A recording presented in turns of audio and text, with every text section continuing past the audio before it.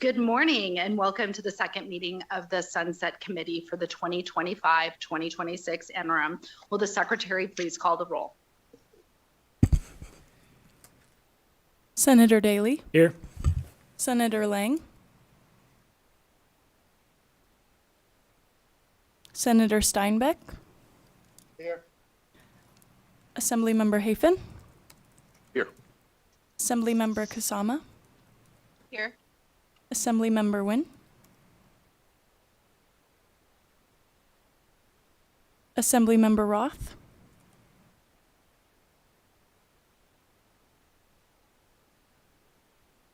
Chair Backus. And I am present. We have everyone present. Please do mark, though, Assemblymember Nguyen when he arrives. I just want to first thank Senator Steinbeck, Assemblymembers Nguyen and Kasama for attending today's meeting as alternate members. Before we begin, I would like to make several housekeeping announcements. Agenda items may be taken in a different order than listed. 2 or more items may be combined for consideration. An item may be removed or discussed as an item on this agenda at any time. Meeting materials can be accessed on the committee's website located on the Nevada Legislature's website. You can also sign up for electronic notifications related to the committee's activities on the legislative's website as well. We will have a public comment period at the beginning and the end of the meeting. Public comment is limited to 2 minutes per speaker. Members of the public may provide testimony in different ways, all of which are listed on the agenda. Finally, I would like to remind members to please silence your electronic devices, especially cell phones and laptops during the meeting. With that, we will move on to public comment. I will go ahead and welcome public comment here in Las Vegas first. Whenever you're able to make it to the front, feel free to start your microphone. Welcome.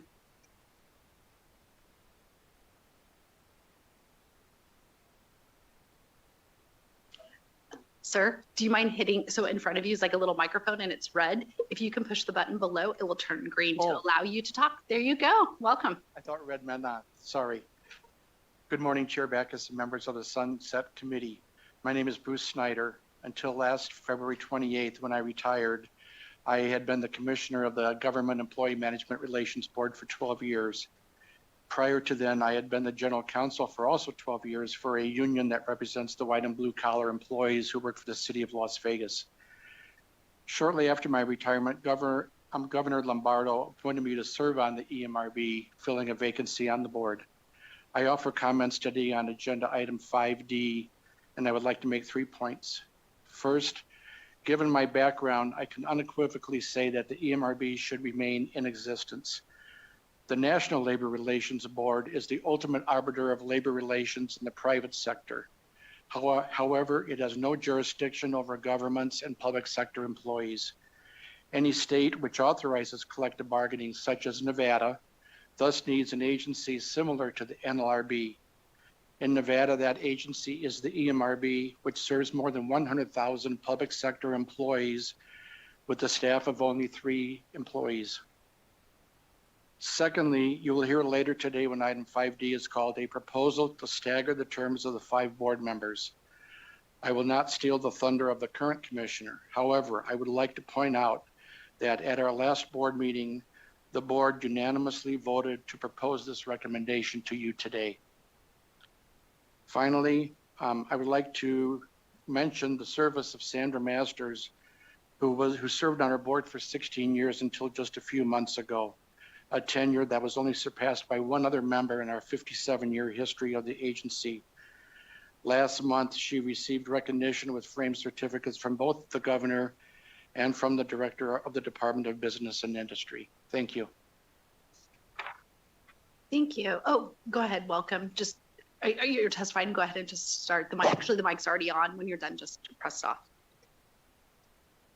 Good morning, Chair Backus and members of the committee. My name is Sammy Rial, and I'm here to speak on item 5A in strong support of the continued operation of the Executive Council of the State Land Use Planning Advisory Council. I serve as the Comprehensive Planning Director for Clark County and have for the last 9 years been appointed to the SLUPAC Council. And then I currently sit as a member of the Executive Council as well. My background includes over 25 years in the land use and planning work in both the public and private sectors in California and also in Nevada. As outlined in NRS, the Executive Council was created to resolve inconsistencies between land use plans and local governments. Importantly, this process is only initiated at the request of one or more of the affected jurisdictions and only after they've attempted to resolve the issues themselves and engage the state lands administrator. This structure ensures that the council serves as a resource of last resort, neutral, informed, and available when local governments truly need assistance. The Executive Council brings together individuals with extensive experience in land use planning across Nevada. That collective knowledge is invaluable.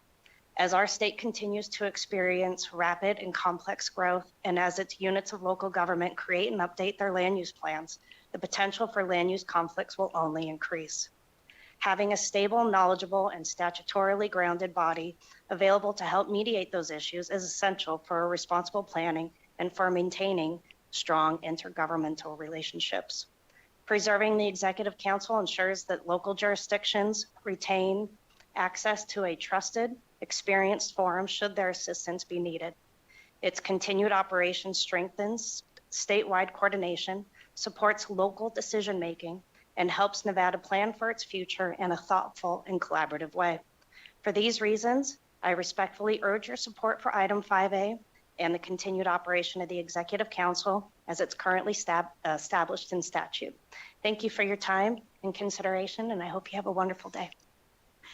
And thank you. Next, we'll go up to Carson City. I don't see anyone in Carson City wishing to give public comment. So next, we will go to the phone line. VPS, do we have anyone on the phone lines wishing to make public comment this morning? Thank you, Chair. If you would like to provide public comment, please press *9 now to take your place in the queue.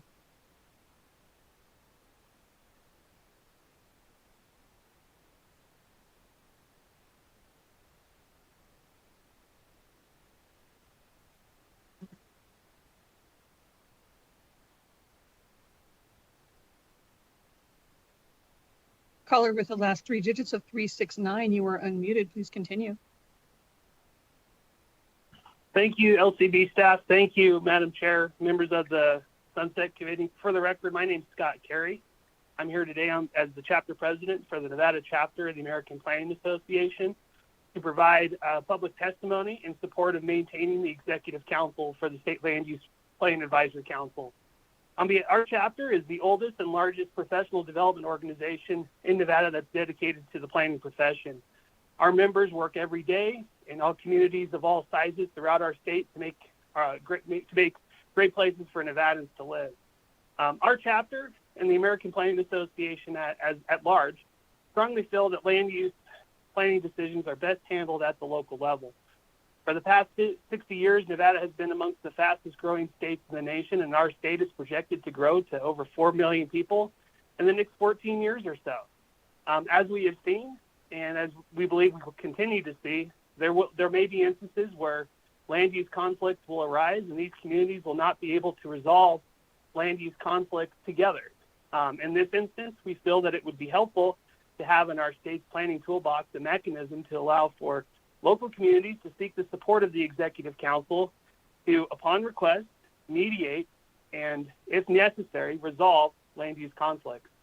As our state's economy continues to grow and diversify and our urban areas increasingly expand across county and jurisdictional boundaries, we feel that there is and will remain a need for the state of Nevada to play a coordinating role in managing Nevada's growth. And upon request, through the Executive Council, to help manage growth cohesively and responsibility. On behalf of the chapter, I've provided a letter outlining our full testimony on this, but I appreciate the opportunity to highlight a few things. On behalf of the Nevada chapter of the American Planning Association, we encourage the Sunset Committee to retain and continue the Executive Council in its current format. Thank you. Thank you. Next caller, please.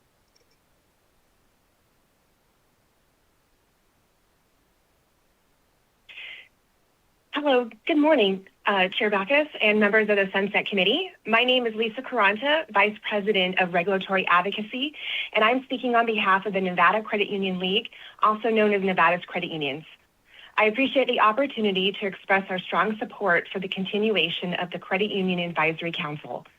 Established under the Nevada Revised Statute 672.290, the Advisory Council is a bipartisan, non-regulatory body that provides practical, real-world insight to the Commissioner of the Financial Institutions Division on issues affecting Nevada's credit unions and the members they serve. The Council plays a critical role in fostering open, constructive communication with the industry and the division without compromising the division's regulatory independence. It also allows emerging risks, operational challenges, and industry trends to be discussed proactively, helping support a safe, sound, and consumer-focused credit union system in Nevada. From our perspective, the Advisory Council is effective, relevant, and valuable. We respectfully urge the committee to support its continuation. Thank you for your time and consideration. Thank you so much. ABH, do we have any other callers? Chair, you have no more callers at this time. Perfect. Thank you so much. We will have an additional opportunity to make public comment at the end of today's meeting. And so just in case those are listening and didn't have the information, public comment will be also accepted over the phone. The number is 888-475-4499, and the meeting ID is 828-1756-8022. And with that, we'll go ahead to our agenda item number 3, which is approval of the minutes for the meeting on December 16th, 2025. Committee members, you have all had time to review the minutes, hopefully, and are there any questions or comments regarding the minutes? I'm not hearing any. I will go ahead and accept a motion to approve the minutes of the meeting on December 16th, 2025.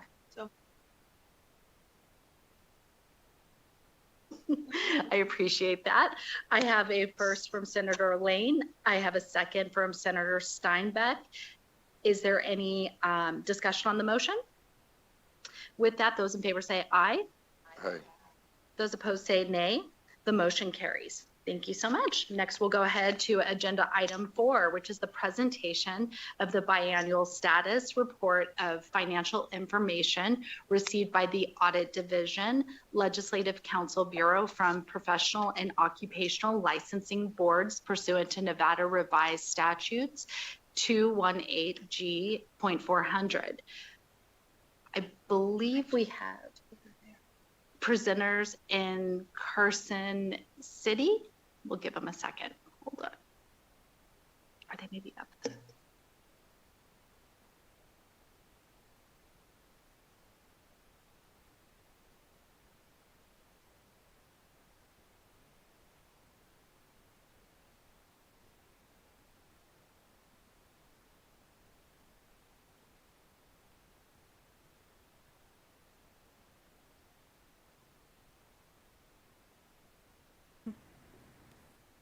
I would go ahead if you're ready.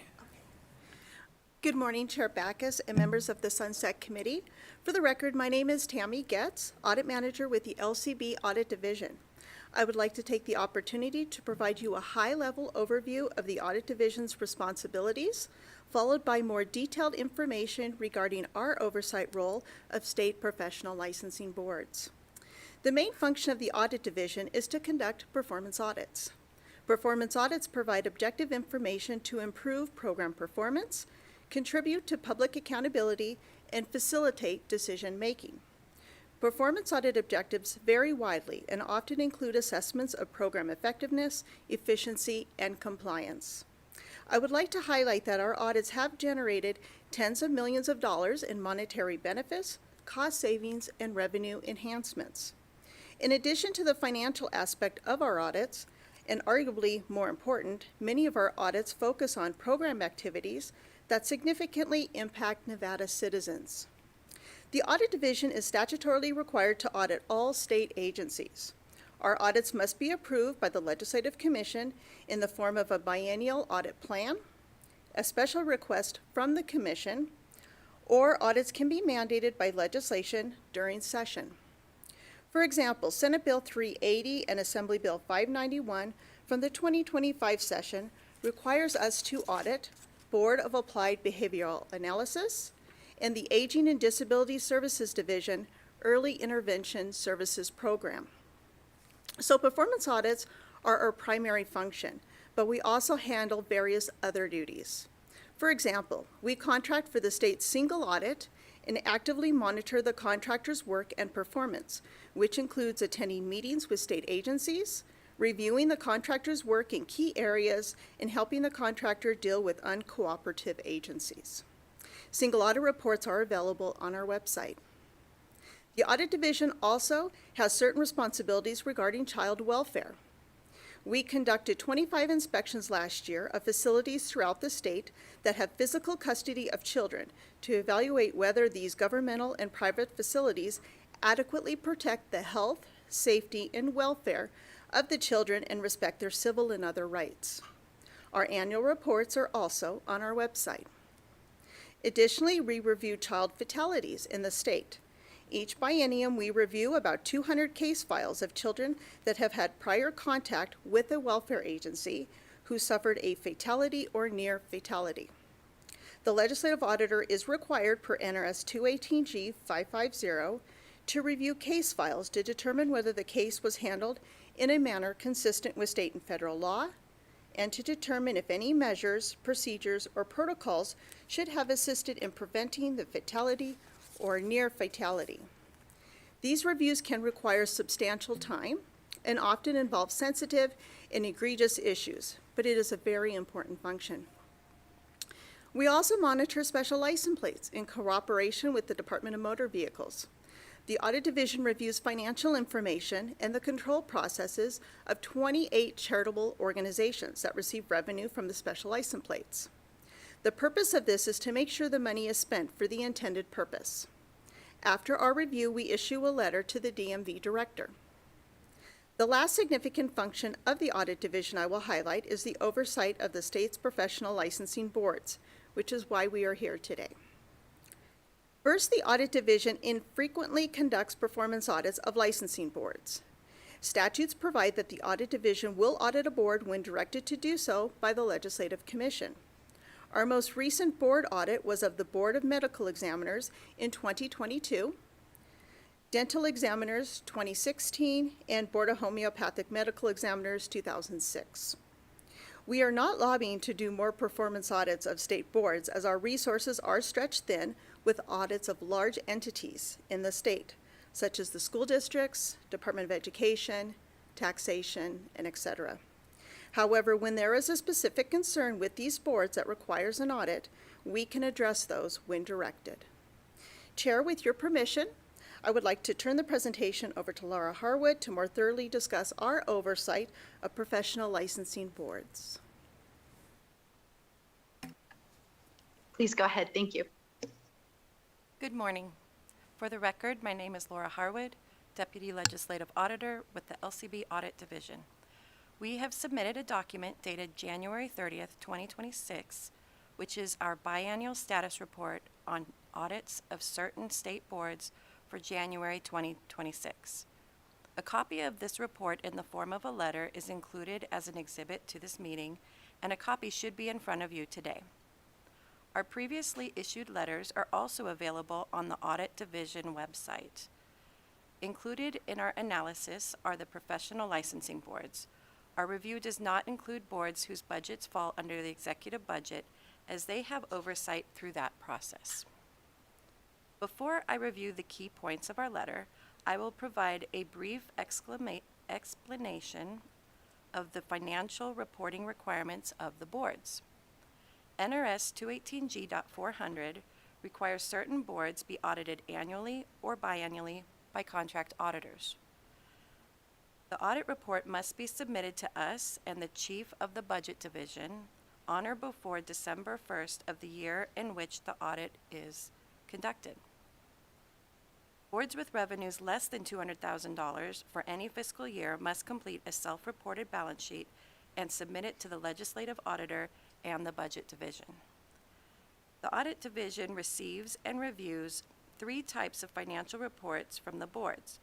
The first type of report for boards with revenues of $200,000 or more is the annual audited financial statements prepared by CPA firms contracted by the boards.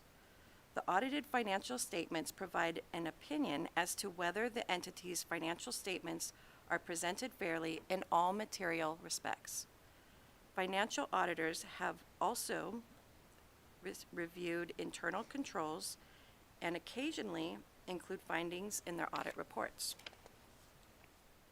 The second type of report, also for boards with revenues of $200,000 or more, is a biannual audit prepared by CPA firms. Instead of an annual audit, biannual audits are performed every 2 years. Biannual audits reduce the frequency of external fiscal oversight. However, cost savings can be realized with a biannual audit. Our previous survey of CPA firms estimated the biannual audit saved between 20 and 30% in costs over a 2-year period. Most of the board's audits do not specify how much an audit costs, as those costs are reported with other professional fees. Several boards have indicated their audit costs have increased in the recent years, with one smaller board stating their audit was approximately $16,000 and another board stating their audit costs have tripled. The third type of financial report we receive from the boards is a balance sheet. The smaller boards with revenues less than $200,000 are required to report self-reported balance sheet information on a form developed by the Audit Division. The balance sheet provides an overview of financial information, but this information is not audited. For example, we do not review invoices or other information to verify their revenues and expenditures. Although the balance sheet is not equivalent to an audit, we do review year-end bank statements, the fund balance, a schedule of revenues and expenditures, and other documentation that supports the balance sheet information. We also compare the balance sheets to prior years to identify any concerns with these entities. Please turn your attention now to our letter in your packet. Based on our reviews of board's financial information, we report areas of concern in our biannual status report letters issued in January and July of each year. As indicated on page 1 of the letter dated January 30th, 2026, the first area of concern we discuss is the financial report not filed by the Board of Applied Behavior Analysis. The board indicated their financial report was delayed as their contract with their CPA had expired, and they were in the process of renewing that contract.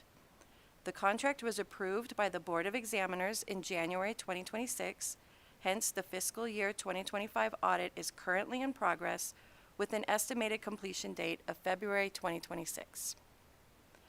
On page 2, minor financial issues were also noted for some boards. Specifically, the Certified Court Reporters Board of Nevada could not provide an accurate bank reconciliation to support financial information reported or an explanation for adjustments made to the prior year fund balance. The prior year fund balance discrepancy of $100 was described by the board as an unknown software adjustment. While the adjustment was small, the board is experiencing software limitations which hinder the verification of certain financial information. The board has reached out to the Nevada Office of Boards, Commissions, and Council Standards of the Department of Business and Industry for assistance. For the State Board of Landscape Architecture, the board continues to have accounting software issues. These issues resulted in discrepancies with the board's fund balance and credit card liabilities. While the differences are less than $100 and do not indicate a risk of fraud, the software issues are a recurring problem causing certain balance sheet information to be unavailable. Continuing on page 2, we provide updates on previous financial reports and issues reported in the July 2025 biennial status report. The Board of Examiners for Alcohol, Drug, and Gambling Counselors was reported for not filing the appropriate financial report as they submitted a balance sheet, not an audit, as required by NRS 218G.401B for revenue exceeding $200,000 or more during a fiscal year.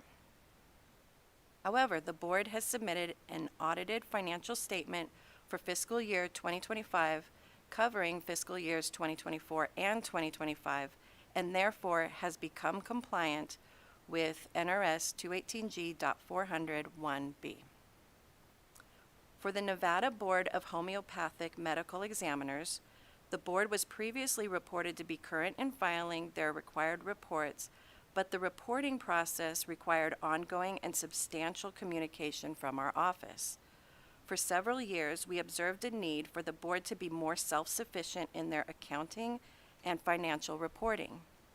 During the reporting process for fiscal year 2025, the board submitted their required balance sheet and supporting documentation several weeks before the due date, with minimal communication required from our office.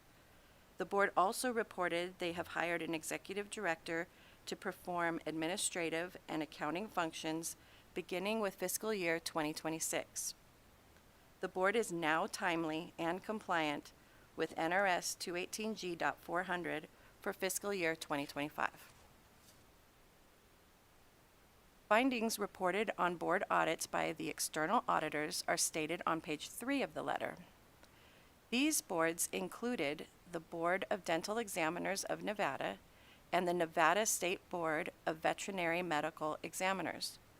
Although, according to the external auditors, most of the findings appeared to have been addressed by the boards in fiscal year 2025, we will remain cognizant of these findings during our fiscal year 2026 review and report to Legislature any repeat or significant findings in our January 2027 letter. The final item mentioned in our letter on page 5 is the regulatory and disciplinary filing requirements. Each regulatory body is required by NRS 622.100 to electronically submit a quarterly summary of disciplinary actions in addition to application and licensee information. All boards have submitted their required information to the LCB website for the preceding 4 quarterly reporting periods. Continuing on page 6 is Attachment A, which shows basic financial information for the 35 occupational licensing boards that we review. It shows their reported revenues and expenditures to give an indication of the size of the boards. In summary, we hope all previously discussed concerns will be addressed and the Board of Applied Behavior Analysis's audited financial statements will be received before we issue our July biannual letter. Each year in July, we provide updates on the outstanding issues we have identified in our January letter, which is the letter we are presenting now. Typically, the issues reported in January are resolved by the time we issue our July letter. Compared to prior years, our fiscal year 2025 financial statement review found improvements in board reporting. Only 2 boards submitted their financial reports after the December 1st due date, and both boards kept us updated on the delays they were experiencing. Several boards submitted their financial reports early to ensure any questions or concerns were promptly addressed. Some of those questions included obtaining accurate support for financial information reported, confirming prior year external audit findings were resolved, reminding boards of their regulatory, quarterly, and disciplinary filing requirements per NRS 622.100, verifying the adoption of new accounting pronouncements, and updating board contact information. This year, our review of the board's financials resulted in fewer questions with less boards having financial issues to report. We also tracked the boards with negative fund balances to monitor for insolvency concerns and inquire of significant positive fund balances to determine the nature of the reserves. Significant net losses are also inquired of to determine the cause and whether prior years have seen similar losses causing insolvency concerns. Further, in the past, embezzlement has been an area of concern. However, there have been no reports or indications of embezzlement or civil penalties since fiscal year 2019 based on the information provided to us by the boards. That concludes our presentation, and we would be happy to answer any questions. Thank you so much for your presentation. After we get done with questions, we are going to have to take a break because we're having some technological issues here. I was able to see your presentation by pulling it up on my computer. So I'm grateful for your guys' presentation. Thank you, staff, for that. I'll start off questions and then I'll change to any of our committee members who may have questions. One of the things, and I really appreciate this attachment A, because I know during last legislative session, we were having conversations about boards and commissions, given their revenues and expenditures. And so looking at attachment A, I see about a little over 40% of the boards, the licensing boards, that expenditures are in excess of revenues. And as you had indicated, usually they'll have to dip into reserves. Of those 30, I guess, of the 15 that are having higher expenditures than revenues, has your division seen any concerns for insolvencies of the reserve accounts for any of those boards? Thank you. For the record, Laura Harwood, Deputy Legislative Auditor, through the chair. No, we have not identified any concerns of insolvency at this time. Thank you so much. I appreciate that. Members, does anyone have any questions? I'll go to Assemblymember Haven. Thank you, Chair, and thank you for this presentation. I also sit on the Legislative Commission, and it's my understanding that business and industry is currently looking at restructuring how some of the financial information is being presented. And I'm really impressed with what I've seen today here from the Audit Committee, or the Audit Division, I'm sorry. And so my question is has business and industry reached out to you and had a conversation about what it is that the current process that you have and some of the things that they're trying to implement with the changes in how that is being done? For the record, Laura Harwood, Deputy Legislative Auditor, through the chair. While we have had many conversations with Nikki Haig over at the Nevada Office of Boards, Commissions, and Council Standards in the Department of Business and Industry, I'm not sure that we've had that specific comment, but we do, or that specific conversation. However, we do work with her routinely to help the boards get the resources they need to come into compliance with NRS 218G.400. And Chair, I know it's a little not in this committee, but I would ask if it's okay to maybe reach out to business and industry as they're working on their new regulations before it comes to the Legislative Commission to look at what you guys have done, because this is, to me, excellent to be able to sit here and look at it and know that the financial information is currently being provided. You are looking at it. The last thing I want to see done is duplication of work. If you guys have already done it, then I don't know if the wheel needs to be reinvented, but if you could just reach out to them and make sure that they fully understand what information you have already get provided by the various boards, so there is not a duplication. So thank you, Chair. Thank you. Members, do we have any other questions for the Audit Division? I'll just, Senator Daly, do you have any questions? I assume silence means no. No, quickly, yes, just a couple. Oh, perfect. Go ahead, Senator Daly. Yeah, just real quick. So on two of the ones that you gave the report on where you found some findings were software issues. Are they both using the same software, or they have independent vendors? Because I thought most all of this stuff was supposed to be going through the technology office, through the governor.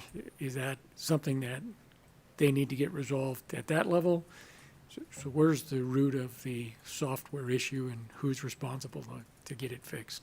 Obviously, the board's got to comply, but For the record, Laura Harwood, Deputy Legislative Auditor through the Chair. Those specific two boards have their own software, so it is not going through any kind of state agency. They maintain that software on their own independently. okay. So is some of that changing? Because I know with what I think it was for Senate Bill 431 last session, might have been Assembly Bill, can't remember, but that created a different technology group in the governor's office and the various things to try to get all of the websites, a lot of the software, a lot of the accounting, a lot of that stuff all aligned in the state. So this isn't part of that? For the record, Laura Harwood, Deputy Legislative Auditor through the Chair. No, this is not a part of that. I don't know where that is at with the Nevada Office of Boards, Commissions, and Council Standards. But these two specific boards are not involved in that sort of cooperative effort.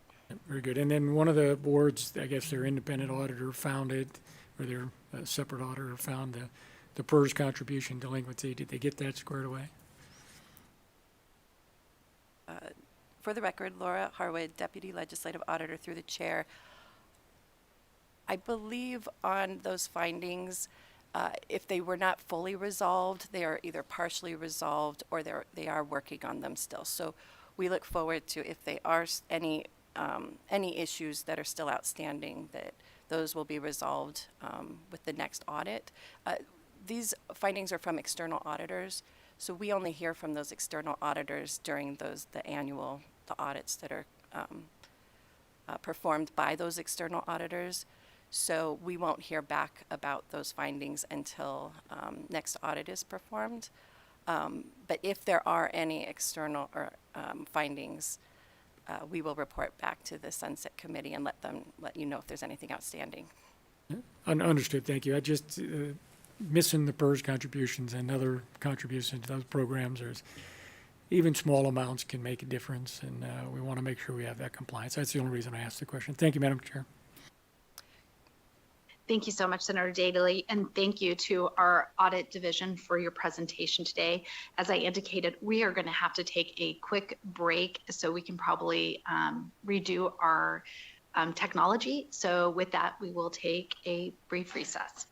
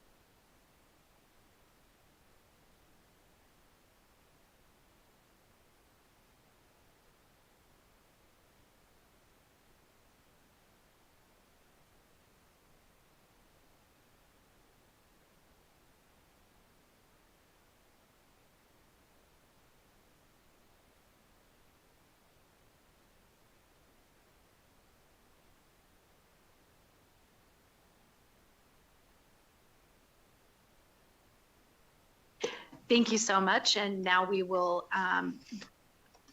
continue our meeting this morning. I appreciate AVH for being able to fix that. We now see people up in Carson City. With that, we'll go to agenda item 5, which is public hearing concerning the termination, modification, consolidation, or continued operation of certain entities. We will now have the opportunity to review 4 entities this morning that were selected at our December meeting.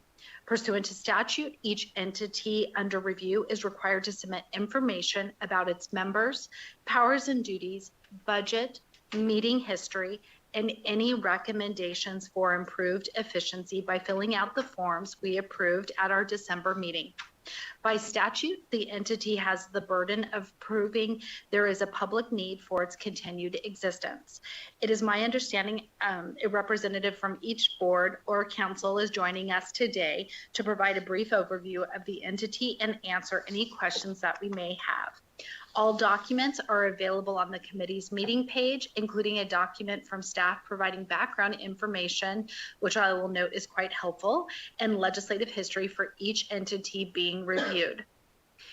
With that, we'll go ahead and start with our first council on our agenda, which is Executive Council of the Land Use Planning Advisory Council. And with us, we have presenters in Las Vegas. We have Charles Donahue, Administrator and State Land Registrar, Division of State Lands, State Department of Conservation and Natural Resources, as well as Ms. Stoller, Deputy Administrator of the Division of Lands, State Lands, DCNR as well. So with that, I see you both already present here in Las Vegas. Feel free to begin when you're ready. Thank you, Madam Chair, and good morning, members of the committee. My name is Ellery Stoller. I'm the Deputy Administrator of the Nevada Division of State Lands, and with me is Charlie Donahue, Administrator of the Division of State Lands. NDSL serves as staff. Yeah. Madam Chair, can you see our presentation? Okay, thank you. Good. We can, thank you. Okay, great. NDSL serves as staff to the State Land Use Planning Advisory Council, or SLUPAC. Here's a quick summary of SLUPAC. It's the only governor-appointed council with voting members from each of Nevada's 17 counties and the Nevada Department of Native American Affairs. I apologize for the outdated reference on the slide. In addition to its 18 voting members, SLUPAC includes non-voting membership from the Nevada Association of Counties and the Nevada League of Cities and Municipalities. To become a SLUPAC member includes the rigorous process of being nominated by a county and then going through the governor appointment process. Membership consists of county commissioners, planning directors, and others with a high degree of planning experience across Nevada. SLUPAC meets about quarterly. That frequency did drop for a while when ND experienced a prolonged vacancy in its state land use planner position. But now that we have that planner position backfilled and back on board, we're looking forward to reconvening SLUPAC in March. Next slide. At SLUPAC meetings, counties share information, they hear presentations from experts on the planning issues of the day, they craft resolutions on federal land use policy proposals, and weigh in on land use issues at every level of government across the state. In terms of its history, SLUPAC was established nearly 50 years ago in NRS 321.755. And at that time, SLUPAC's Executive Council was also established. As you see on this slide, we've been before the Sunset Committee a couple of times now. First in 2014, and at that time, the Sunset Committee recommended the Executive Council be modified to focus their authorities on resolving inconsistencies between local government land use plans. They also required EC membership to represent geographically diverse areas. And then in 2022, the Sunset Committee recommended the EC to continue as is. Thank you. At this point, you may be wondering what the Executive Council is. The Executive Council, or EC, is made up of the NDSL administrator and 4 persons selected by SLUPAC from its own membership. They serve 2-year terms.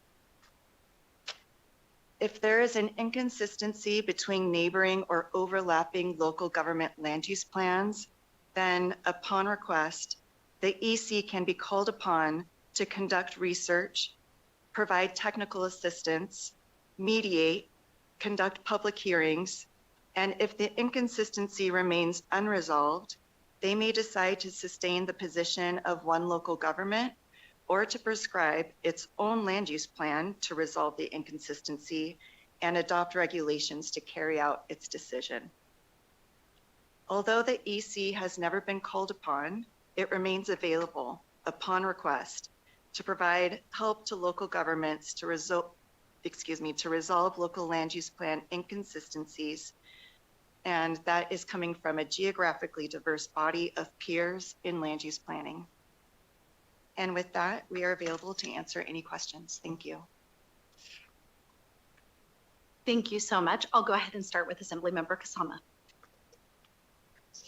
Good morning. Thank you for the presentation.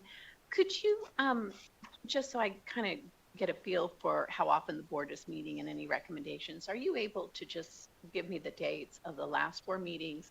And were there any recommendations that came out of those meetings? Charlie Donahue, Administrator for the Division of State Lands. Thank you for the question, Assemblywoman. If you're specifically asking regarding the Executive Council, the Executive Council has actually never met because they've never been called upon. The last time that SLUPAC met was in, that would be January of 2023. Excuse me, January of 2024. The agency, Division of State Lands, you know, we have this State Land Use Advisory Planning Council, but it sits underneath the State Land Use Planning Agency, and that is an agency of one. When our former employee who actually called in support of this agenda item, Scott Carey, left State Lands and went to the city of Sparks, it took the agency close to 2 years, 5 recruitments to actually find a planner. So while we have not met in quite some time, as Ellery stated in her comments, that now having a planner on board, we plan to engage the council and establish and appoint the council will appoint executive council members in March when we meet. I hope that answers your questions. Follow up? So during this meeting, the last one, you said January 2024, were there any recommendations that came out? Charlie Donahue, Administrator for the Division of State Lands. No, there were no recommendations that came out, is my recollection from that meeting in January of 2024. Thank you. Thank you so much. Does anyone else have a question for this, for our actually division? But I actually have some questions. I know Assemblymember O'Neill, who couldn't be here today, was the one that requested this council to be pooled and considered for sunset just because of obviously the gap in the last time it had served. And I know you guys have provided documents, taken a look at it. While SLUPAC may have met and the Executive Council has never met since its creation, is there like a benefit for it to continue going? Is there any way that SLUPAC can do the work of the Executive Council?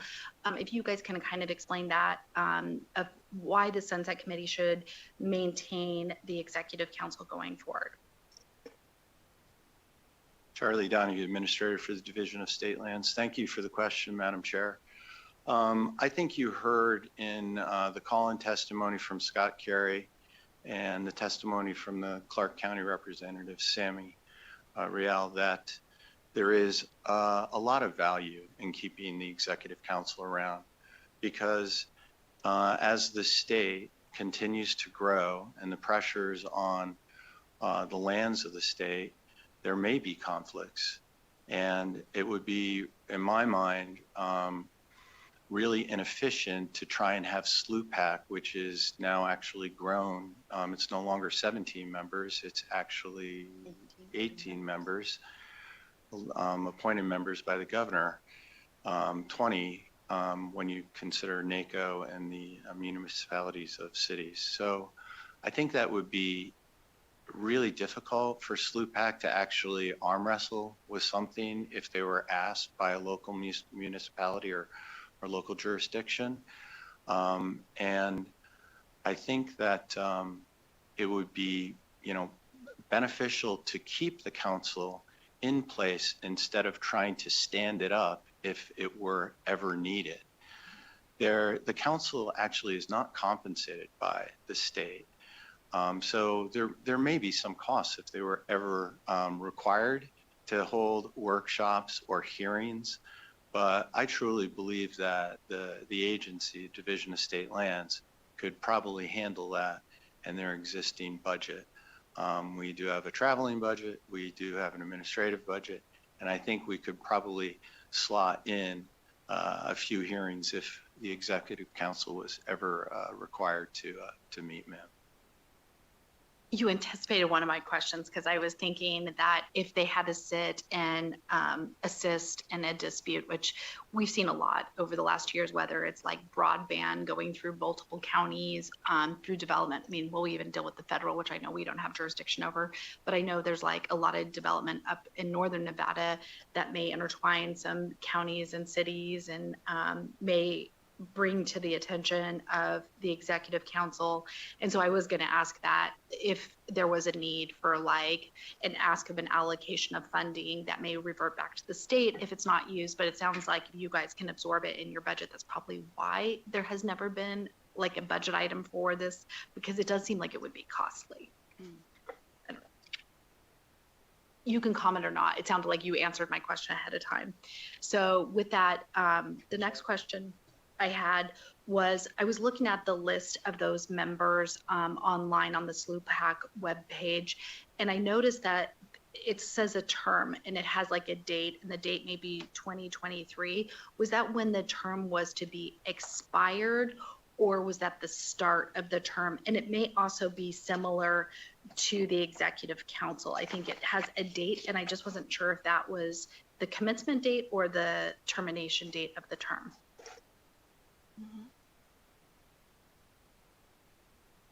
Thank you, Madam Chair, for the question. Ellery Stoller, Division of State Lands. I believe that that's the start of the term. I have a roster here of the Executive Council with their terms expiring on June 3rd, 2024. And as Administrator Donahue mentioned, SLUPAC has not convened for a time since our planner position was vacant. So those terms, SLUPAC will select members from its body when we meet again in March, and they will establish new 2-year terms. And Madam Chair, if I may add to that, Charlie Donahue, Administrator for State Lands.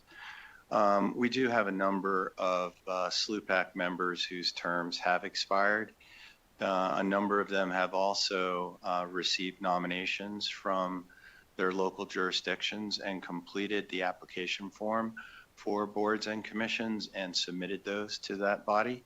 And they are just waiting to have them formally recognized by the governor.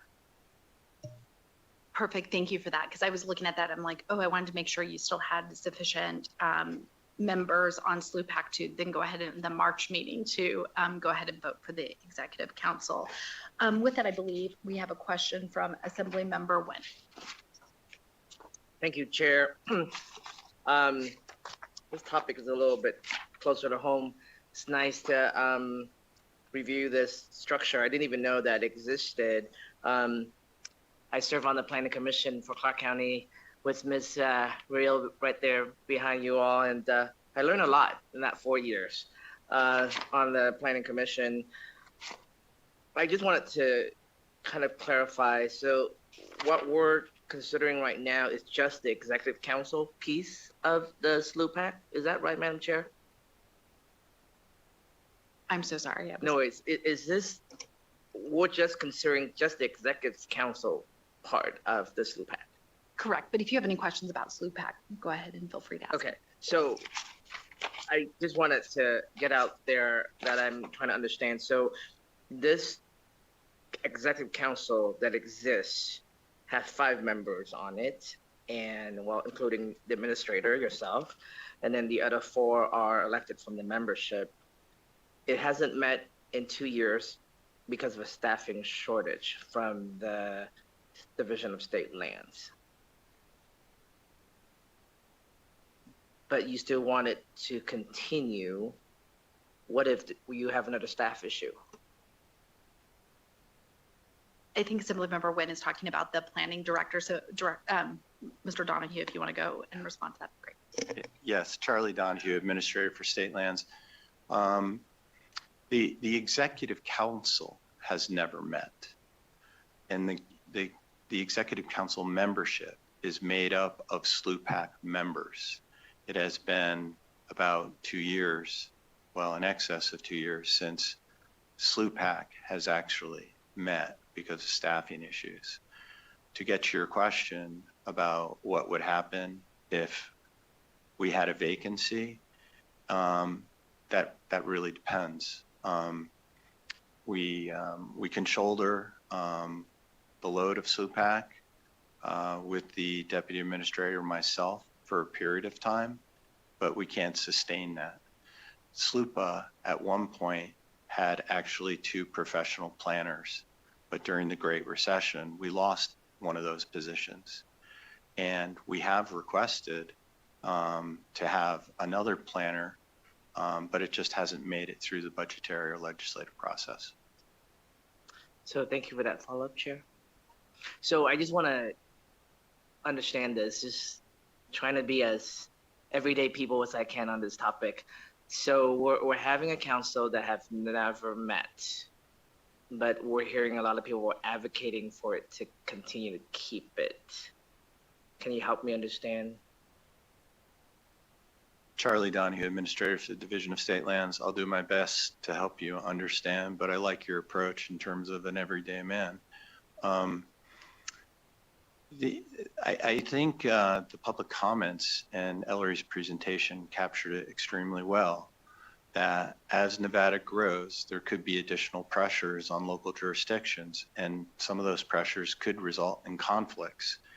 And the Executive Council would be a place for the local jurisdictions to turn to help them resolve the inconsistency in land use plans that either entity has.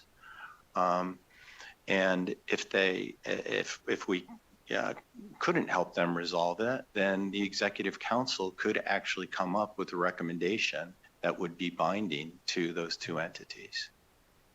But it's an advisory council, correct?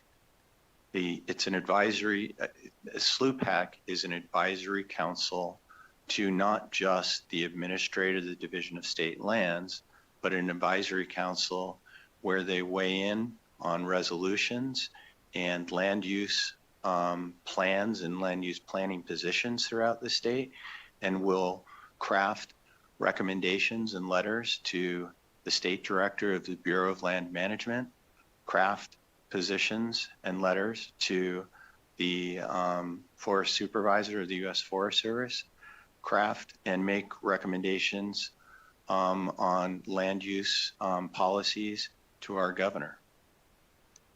Just one small piece of follow-up, Chair. So just go with me on this. So if it doesn't exist, can a director of a county just call you and say, hey, we have a problem. Can we figure this out without a body, right? Because right now you haven't met ever, and you haven't met as a council in a couple of years.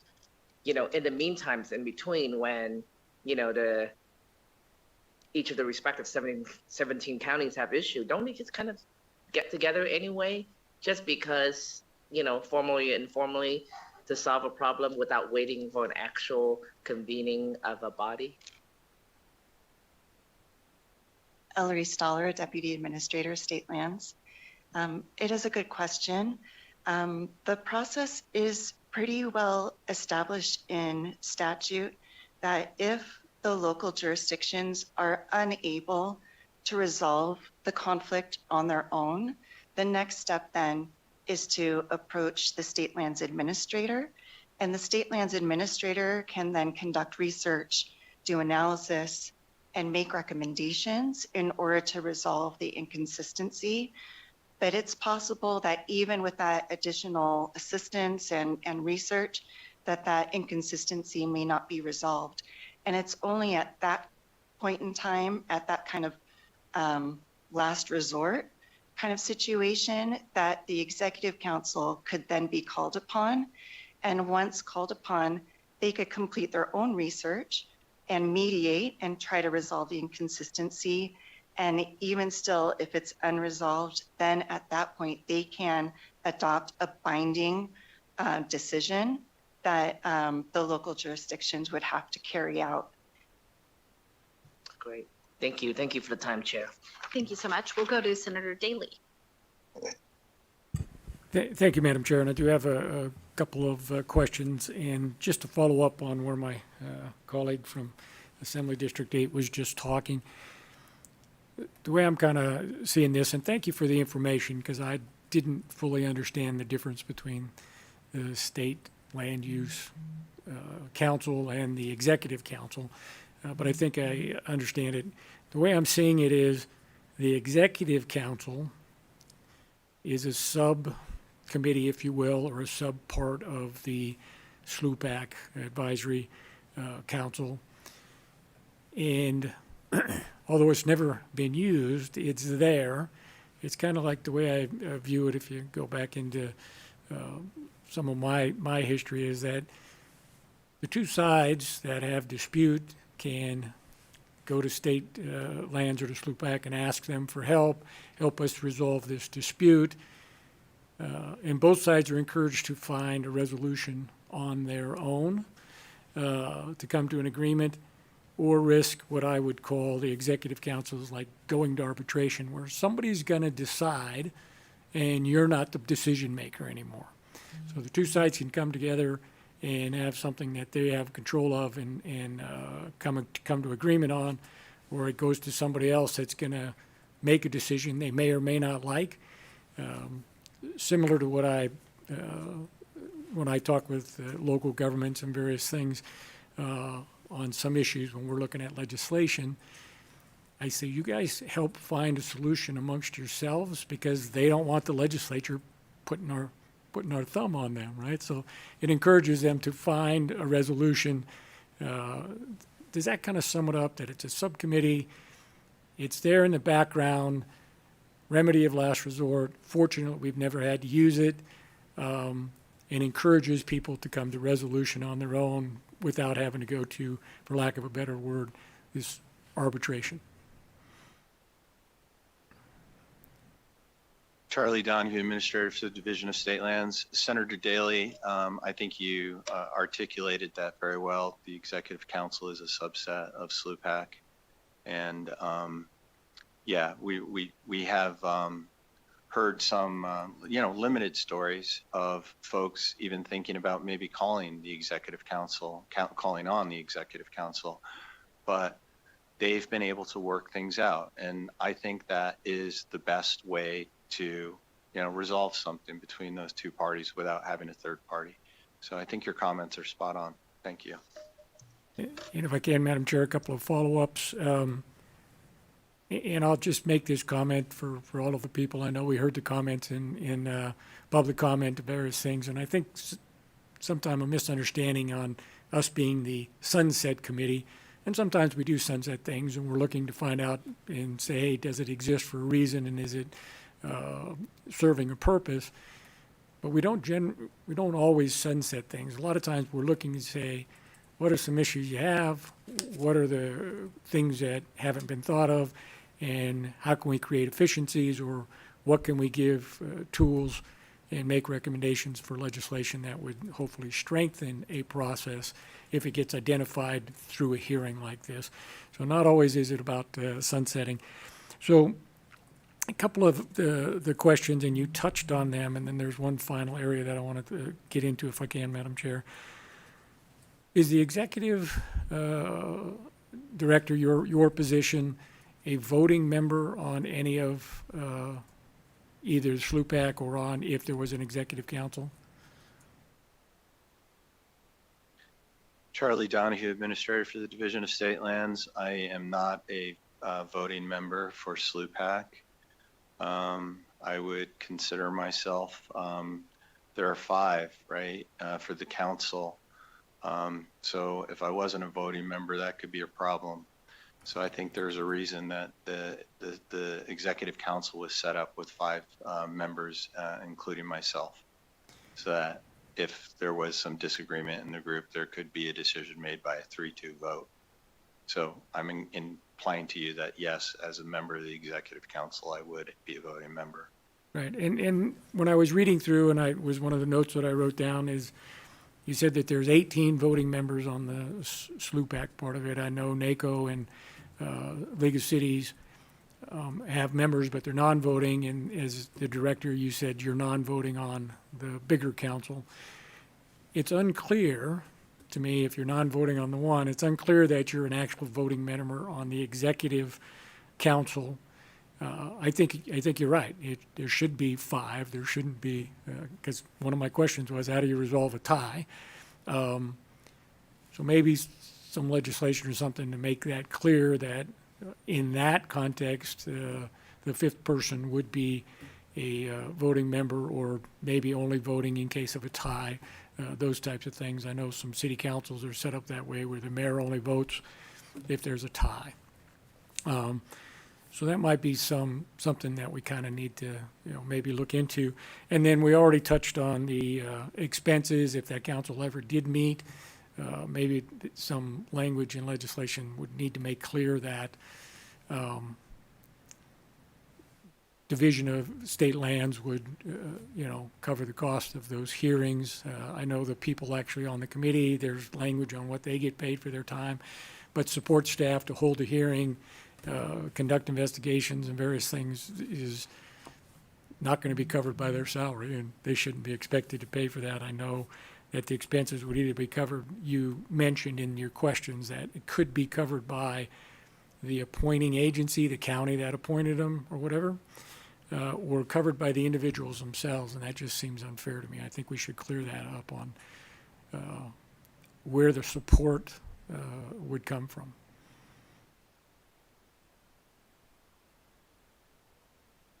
Charlie Donahue, Administrator for the Division of State Lands. Senator Daley, I believe you've made some very good comments and suggestions. I also appreciate your pointing out that the Sunset Committee doesn't necessarily lead to sunsetting, and that the SLUPAC actually and the Executive Council have received some modifications because of being before the Sunset Committee, and then there have been adjustments to legislation and NRS. And final question or issue that I wanted to just get a little more information on, Madam Chair. And you mentioned that obviously you have jurisdiction over state land use planning, and then with the sub-jurisdictions or subdivisions, political subdivisions of the state on their land use planning and conflicts and various issues. If I understood or heard you correctly, that you also, SLUPAC makes recommendations to the governor on state land use plannings, that you make the positions of the state known to BLM, the Division of Forestry, et cetera, on some of their recommendations and various things.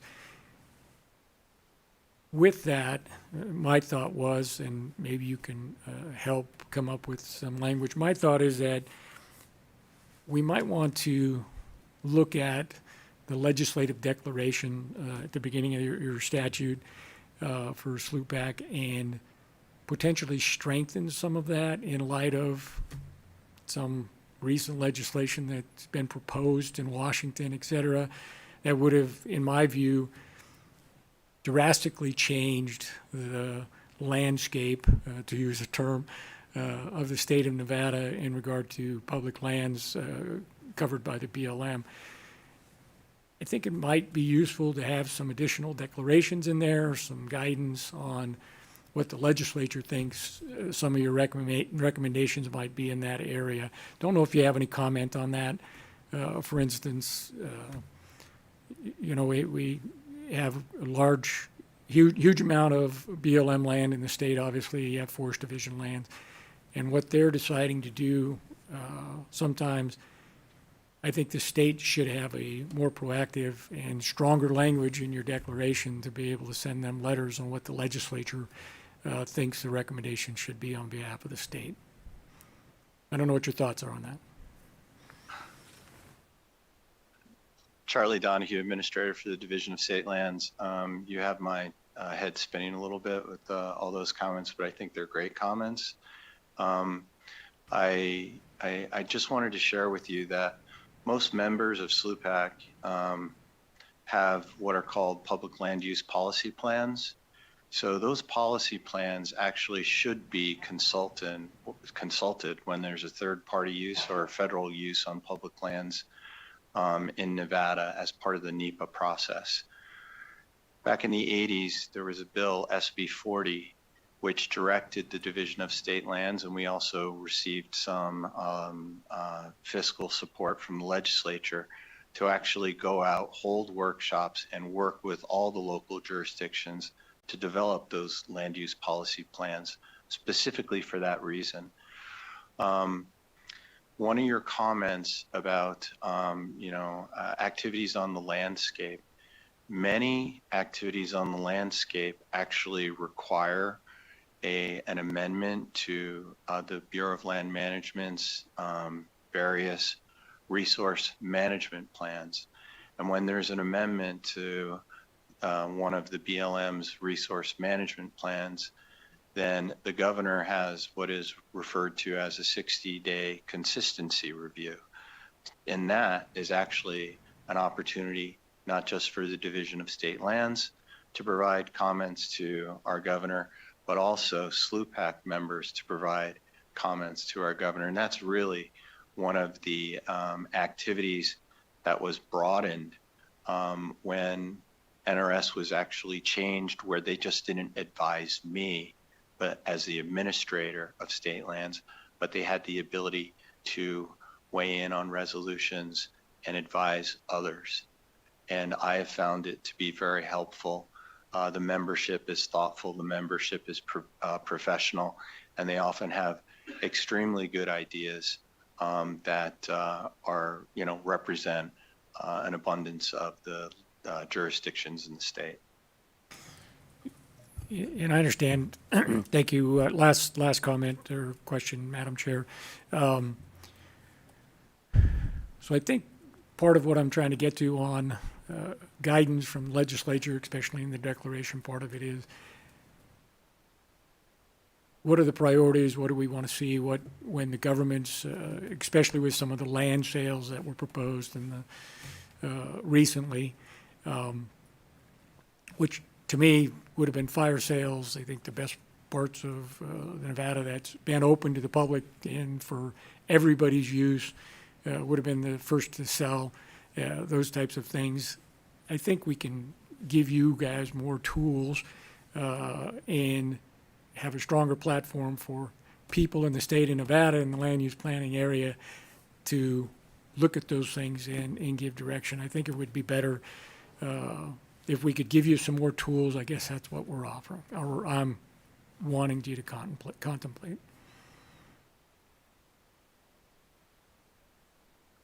Charlie Donahue, Administrator for the Division of State Lands. Senator Daley, I would welcome that opportunity to have those conversations at the legislature if there are recommendations that come out of this Sunset Committee. Thank you. Thank you so much, for Senator Daley. I think that was our last question from our members. So I just want to thank you Oh, I apologize. I actually did have another member, Assembly Member Haven. Thank you, Chair, and thank you guys for coming today and presenting. And so we're here looking at the Executive Council portion of this that hasn't met in ever, right? And so it seems like the State Lands Advisory Council has done an excellent job. And so my question is kind of along Senator Daley's comments is, is it beneficial to maybe look at getting rid of the Executive Council and expanding the State Land Use Planning Advisory Council to where they had the voting authority to do whenever there's a conflict, rather than having the council still on the books that's never met, since the State Lands Planning Advisory Council has actually, done all the work and done it very well. And I know it's an 18-member board, so maybe we needed to tweak that to give you a vote in case there's a tie vote. But that's kind of my question is we're looking at the Executive Council that's never met. The State Lands is working and doing a great job. I understand when there may need to be a vote to do that. And is there a way to maybe shift that ability over to State Lands so there doesn't have to be an executive committee if that's the direction that the Sunset Committee decides to go? Ellery Stoller, Deputy Administrator, State Lands. State Lands staff, we have discussed that possibility multiple times. We imagine, should the Executive Council's responsibilities or authorities be absorbed into the larger SLUPAC, what would that look like from an operations standpoint? And we've kind of imagined it would probably take a little bit more of a logistical lift in order to bring that body together. That might cause additional time delays. It's also more opinions and personalities in order to weigh in on an inconsistency among local jurisdictions. So we've kind of landed on the elegance of the Executive Council as it's already crafted, understanding it hasn't met, but it is a subset of members selected by their peers. They're trusted among the membership, and I think would be a little bit more nimble in terms of being responsive to the request. And then thank you so much for that. And so if I understand you correctly, the makeup of the Executive Council is voted on by the 18-member board, or is it, or 20, whatever it is. And so there's not a situation where they're all from one county.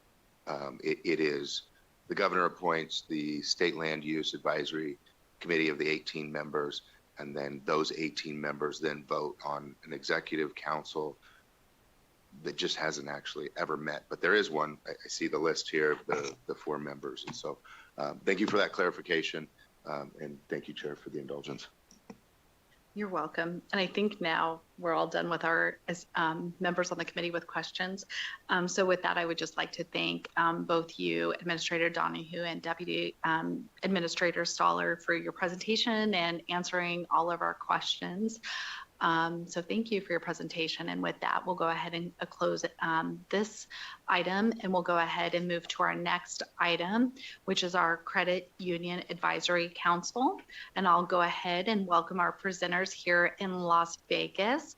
Welcome Commissioner O'Laughlin to our Sunset Committee, and feel free to begin your presentation when you're ready.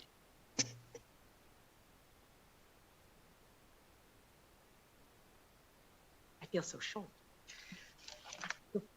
Good morning, Chair Bacchus and committee members.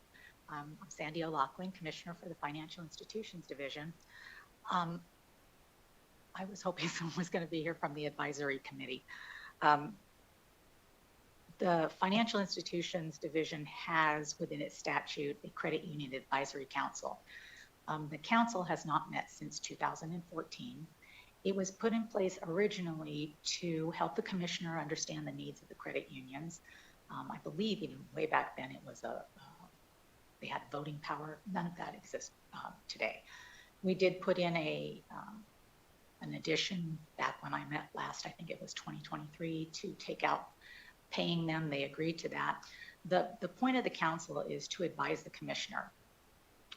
The commissioner talks to all licensees, all of our chapters. So if anybody has a concern or would like to understand something better or advise me, I generally will get that from the presidents themselves. I have met with all either current or past, some past credit union presidents. We have a very good relationship. There's no concern on my behalf. My staff works with them as well. So that's the reason I had put in there that we needed to probably no longer have it, because it hasn't met since 2014. And this is exactly what I said in 2022 when I met with the advisor, the Sunset Committee. I understand that they would like to continue it.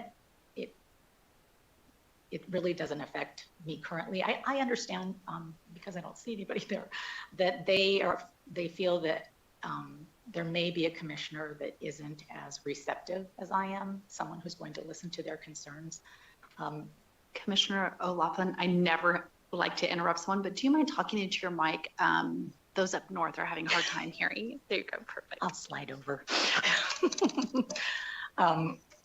I'm sorry, I'm not sure how much was heard or wasn't heard, but as I said, this presentation was made identical in 2022, that the Financial Institution Division works with all licensees across all areas, have a very good relationship with the credit unions, and the need for the credit unions, the state chartered credit unions in our state. So I don't believe that it's necessary any longer. We haven't met since 2014. Their board hasn't been updated. We did legislation last session in 2025 to modernize the Credit Union Act, and we did that through the league, through their members, which are the presidents of the credit unions. Thank you so much for your presentation. And we did hear, I believe, one of the credit unions called in earlier and said— That was the league. Yeah, the league, excuse me, and kind of commented.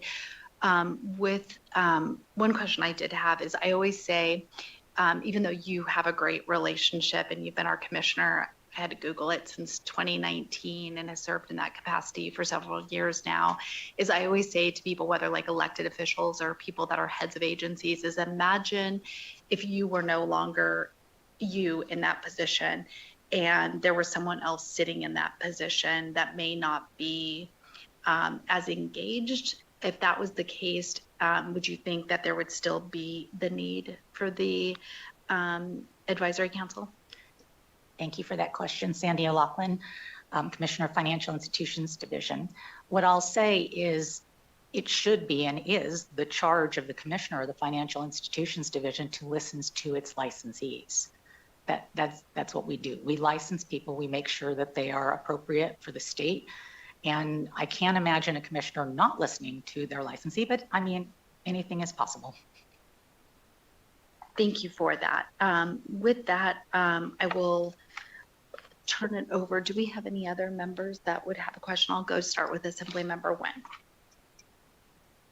Thank you, Commissioner, for being here. I know that you've heard my line of question with the previous group of folks that are really passionate, and I do think that folks truly are dedicated to the state, but there's so much going on and there's a lot happening, and as we evolve in terms of our state, we want more people to participate, right? We want folks to have that chance to truly move our state forward.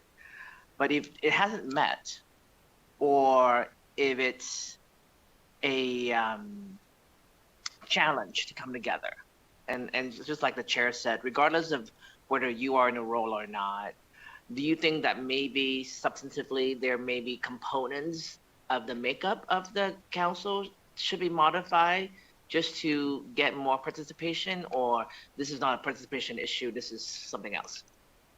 Thank you for the question, Sandy O'Loughlin, for the record. I don't believe it's a participation. We have 8 8 state chartered credit unions in Nevada. That's not a lot. The board is made up of 5 individuals, and they are generally speaking the presidents of the institutions for the most part. So they have full representation that way. But as I said, I have an open relationship with all of them. Just to clarify, Chair, so this body, whether it exists or not, that doesn't change your relationship with them? Sandy O'Loughlin, for the record, no, it does not. Okay, that's what I make sure. Thanks so much. Next, I will go to Senator Lang. Thank you. Good morning. I'm just trying to understand about the committee, and and I appreciate that you have such great relationships with the credit unions and have those conversations. If there were ever some kind of disagreement or something in the credit unions, I would assume that's what that committee would have to handle that hasn't met. How do you resolve that without having an external group of consultants, if you will? Thank you for the question, Senator Lang. Sandy O'Loughlin, for the record. Currently, and unfortunately, I have not met with the advisory council, but I generally work through the league, the Nevada Credit Union League, and any concerns that their members, which are my presidents, have, they generally will go through the league, and I'll either meet with them or they'll tell me what their voting group has decided. The advisory portion of it, as we did this last session, we had the Credit Union Modernization Act, right? That was through the body approved, and we worked through the league, through their members. And any questions I had, the league would go back to their members, or they'd tell me all of their members voted for this, or and that's pretty much as a whole. If I was meeting with them as a whole, although they wanted to have just a group meeting without being the advisory council, I'd be happy to do that as well. Thank you so much for that. I did have one question though. I noticed that under like our statutory mandates is the chair of even though the advisory council is not mandated to meet, it's discretionary, they may meet. It looks like the chair of the advisory council must be elected annually. And so if the members haven't met in, I guess, 12 years, is there a chair? I mean, do you know what the status of that is? I believe the league has what they generally do is they submit a list to the governor, and the governor takes their credibility and appoints them. That membership, those 5 individuals, are supposed to pick a chair, as I understand it. Right now, I don't think anybody's been updated since 2024. The folks that are on, the presidents that are the individuals on that list, some of them are no longer in credit union leadership. So it would be, I think there's 3 individuals on there now, and the president or the chair that's on there now is still in the credit union space. Thank you so much for that. Just making sure I don't have any other questions from any of our other members. And so I would like to thank you, Commissioner O'Loughlin, for your time today and coming and presenting for us. Have a great day. With that, we'll go ahead and close item B of agenda item 5, and we'll go ahead and move on to agenda item 5C, which is Employee Management Committee. And I believe there they are. Our presenters are up there in Carson City, and we have a couple. So go ahead and begin when you all are ready. Thank you, Chair Backus and members of the committee. My name is Michelle Garton, and I am a Deputy Administrator at the Division of Human Resource Management. With me today, I have Carrie Hughes. She's a Supervisory Human Resources Analyst who oversees staff that provide expert consultation to employees, managers, supervisors regarding the grievance process, state grievance process, and including up to procedures that occur once a grievance goes to the Employee Management Committee. The Employee Management Committee is, when there's a quorum for the committee, they provide permanent classified state of Nevada employees with a final level consideration of any grievance issues they're having outside of their department, from a group outside of their current department. And these employees are the employees who are not covered under a collective bargaining agreement. They do have separate processes in place for that in the agreements. That's pretty much my introduction to it. We'd be happy to answer any questions that you have and give you more detailed information if you need that today. Thank you so much for that. I will go ahead and start with Senator Daley up north. Thank you, Madam Chair. So I got to switch back and forth between my screens here because I thought other people were going to go first, but that's okay. So a couple of the questions I just wanted to understand. Of course, we have you guys, and I understand your advisory to the governor on a variety of human resource issues with the state and the executive department, not just the grievances and various things. How do you overlap and interact with the next board we're going to hear, the EMRB? And I know you don't overlap on too many things, but a few things maybe. So just explain a little bit on that if you could. Okay, thank you, Senator Daley. I do want to clarify that both Carrie Hughes and I are state of Nevada employees who do not serve on the Employee Management Committee. The Division of Human Resource Management is responsible for providing administrative support to the committee. So to answer your question, I do not believe that the EMC, the Employee Management Committee, has any overlap with the EMRB that I could explain. Carrie, do you have a different thought? For the record, Carrie Hughes with the Division of Human Resource Management, Supervisory HR Analyst. No, I'm also in agreement that there does not appear to be overlap. Well, just to get clarification for myself, I know in several sections of your questionnaire you were answering, you would say, well, we would handle this grievance or dispute, and I know there are, and let me think of some examples of, because I don't never represented public employees except for federal level out at the Fallon Commissary, but so there were certain things that were just outside of the collective bargaining process, and there was a process where they could go and internally go directly to the federal government over those issues. And those are some of the issues that you guys would take on, the things that, can't all the way be covered by the collective bargaining agreement. Because I know it's said several times, excluding someone who's covered by CBA, and that's where I'm trying to understand the difference. Michelle Garten, Deputy Administrator, Division of Human Resource Management, for the record. There are two types of employees who are covered under the collective bargaining agreement, as you said, and then the Employee Management Committee is the mechanism for any employees not covered, not in a collective bargaining agreement, or either not covered yet or are confidential or not able to have a CBA. This is their mechanism for that.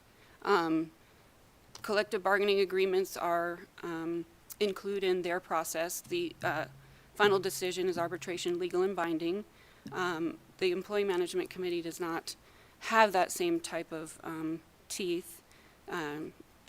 Any decision that the Employee Management Committee makes can be taken for judicial review per NRS 233B. Does that answer your question, or is there? I think so. Yes, I think it does. The way I'm understanding it, reading the questionnaires from both agencies, and I have, like I said, background in collective bargaining, various things, just not as much in the public employee side of the world. In collective bargaining for state employees is relatively new. So I just questioning if there is a need for some update in the language to specifically say you would handle grievances that can't be administered in another area, right? It's not clear, and one of my questions was, I think question 16 in one of your answers said, unless a person is covered by a CBA, and I'm saying, where is that exemption? When I look at the definition of a grievance in your language in 284, I'm not seeing the right words with the advent of, I forget the bill number for collective bargaining for state employees. And I'm just wondering if there should be some updates and clarifications on the new division of work. Michelle Garten, for the record, Deputy Administrator, DHRM. I think that is a great suggestion. You are correct. There is no exemption there. The collective bargaining agreements kind of go side by side with this process here. I think that in addition to that, maybe exemption for the grievance process, exemption in other areas in AC 280 or in RS 284 could be considered in a bill also. Right. Well, and I'm thinking also going back to the one federal example for the workers at the commissary. So there were certain things that employment policies, practices, and things that were not subject to grievance and arbitration under the collective bargaining agreement. They were separate outside of that. I always thought it was weird to me, but in that agreement for the commissary workers, federal employees, we didn't negotiate over wages and benefits. That was set by the government. End of the story, right? I know that's not exactly the case with state employees. There's a degree of that, but there are certain things that are outside of dispute resolution through the collective bargaining agreements that you guys then would have jurisdiction on. I think we just need to make it clear what avenue they need to go to with the collective bargaining rights for state employees now, so that there's not confusion, in my view. Thank you. Michelle Garten, Division of Human Resource Management. We agree. Well, we'll have to work on that. So, a couple of questions more, if I can, Madam Chair. Absolutely, Senator Daly. Yep. So, and this is maybe more of a bit of a technical question, and it's just one of my pet peeves, maybe, I don't know.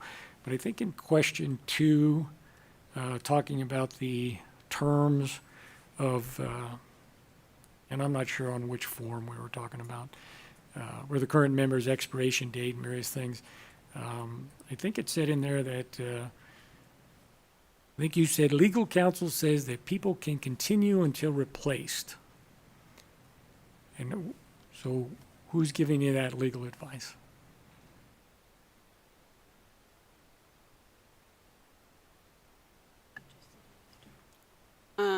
The Michelle Garten, for the record, Division of Human Resource Management. We have received that advice from our Deputy Attorney General over the years. And I understand, and forgive me if I disagree, because I looked up the statute. I believe it's NRS 284.068, subsection 3, and it says that people serve for 2 years. They're appointed for 2 years, and their term expires.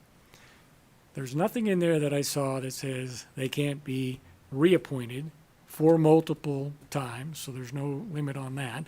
But there has to be, in that section, the part I referred to in subsection 3 says that there's supposed to be a list presented to the governor every 2 years on, hey, pick somebody off of this list, whatever. Are those lists being put in? Seems to me that the statute needs to be followed, irrespective of your legal counsel advice. The statute dictates that your term is 2 years. So they can't continue past their 2 years without being in violation of statute. And I'm, with all due respect to the opinion of your Deputy Attorney General, and if our Attorney General is listening, he might want to check in. I think it's 2 years. I think we need to follow the process. So they can't continue, in my view, past the 2 years. Thank you for that, Senator Daly. Michelle Garten, for the record, Division of Human Resource Management. To answer one of your questions there, yes, the governor's office does have a list of potential members to serve on the Employee Management Committee. We are also we're discussing internally sending out an email to various entities soliciting membership to see if there are any state employees who are interested in being on the Employee Management Committee, being proactive that way. Yeah, and just follow me for a second in what the concern is. So the legislature has said these people can be appointed for a term of 2 years. Doesn't say they can't be reappointed, doesn't say they can't be reappointed multiple times. I don't recall, and I'd have to go back and look to see if the governor has to take someone off that list or if he can say, yeah, thank you for the list, but I'm going to pick who I want. I don't recall the nuance there.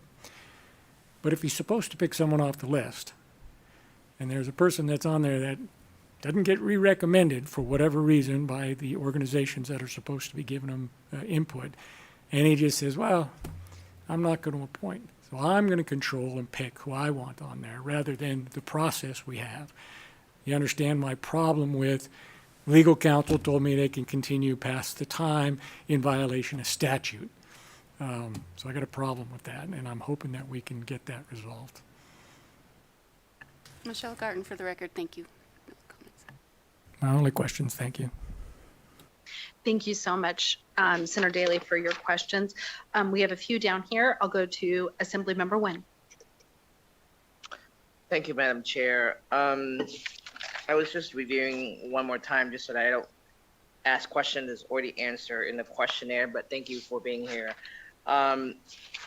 Looking at the membership, it seems like there's that kind of a imbalance. Statute require you to have an equal numbers of management representative and employee representative. Is that one of the struggles so far in terms of being able to keep employee representatives on the council, since you have 4 members on the management side and only 1 on the employee side? Thank you for that question. Michelle Garten, for the record, Division of Human Resource Management. We have, I don't want to call it a struggle, but we have lacked members on both the management side and the employee side over the years. Just currently, we are lacking members on the employee representative side. We are currently working with the governor's office for more appointments so we can get back up to a quorum. So just to follow up on that answer, thank you for that. You know, in 2011 with the Assembly Bill 354, it requires that you may not hold a hearing or make a final decision unless an equal number of committee members representing employees and management are present.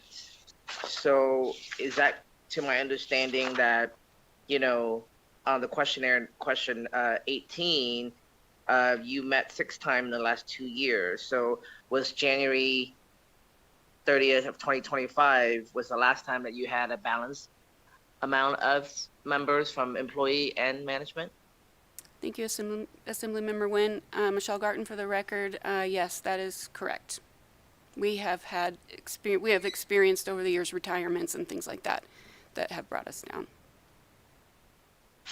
And just one last point, Chair, if I may, is that I know that you are just providing administrative support, and thank you for doing that, because sometimes we get pull in things that, you know, on top of the 500 things that we're supposed to do already. So I appreciate anytime team members jumping in to support the process and keeping it forward. So I really appreciate that. But with that said, outside of you, both of you, are there other, I guess, responsible entity that's supposed to work with you on this? And perhaps maybe that's where I'm not clear on, is that it can't just rely on the folks who just coming in as administrative support. So who is responsible for recruiting and maintaining the council, if you know, if there is one? Michelle Garten for the record, Division of Human Resource Management. Thank you for the question. If I'm understanding you correctly, to respond, we are the sole support for the Employee Management Committee. As I had previously mentioned, we are considering sending out a solicitation to state agencies and employees to see who may be interested in serving on the committee. The committee is made up of state of Nevada employees, so it's a little bit different than a recruitment, but we are trying to come up with ways to, generate some interest in serving on the committee. And then the governor appoints them in the end. Yeah. Yeah, thank you for that. And that's perhaps just, I guess I'm just going to close it with a comment that I think maybe this is where we need to look at how we can support our, division, trying to figure out how to effectively recruit and retain these members, because it is important to have this group of folks to support our state employees. But it feels like, sometimes when you send out emails into the ether, no one's going to respond because, and I'm guilty of that. I have emails that are looking at me from a few weeks ago, but there are some people that don't even look at emails. So I would definitely encourage us to look at how we can support some of this recruitment piece, because I think that's where we be lacking in terms of making sure that there is a check and balance piece of this committee. So thank you, Chair. Thank you so much. We will go to Senator Lang. Thank you. I too want to concentrate on that committee. Being a former union representative myself, the fact that we have all management basically, and one person whose term is expired, who is supposed to be the chair, it doesn't work for me at all. And I think that, and especially when on the employee side, there are a whole lot of slots open.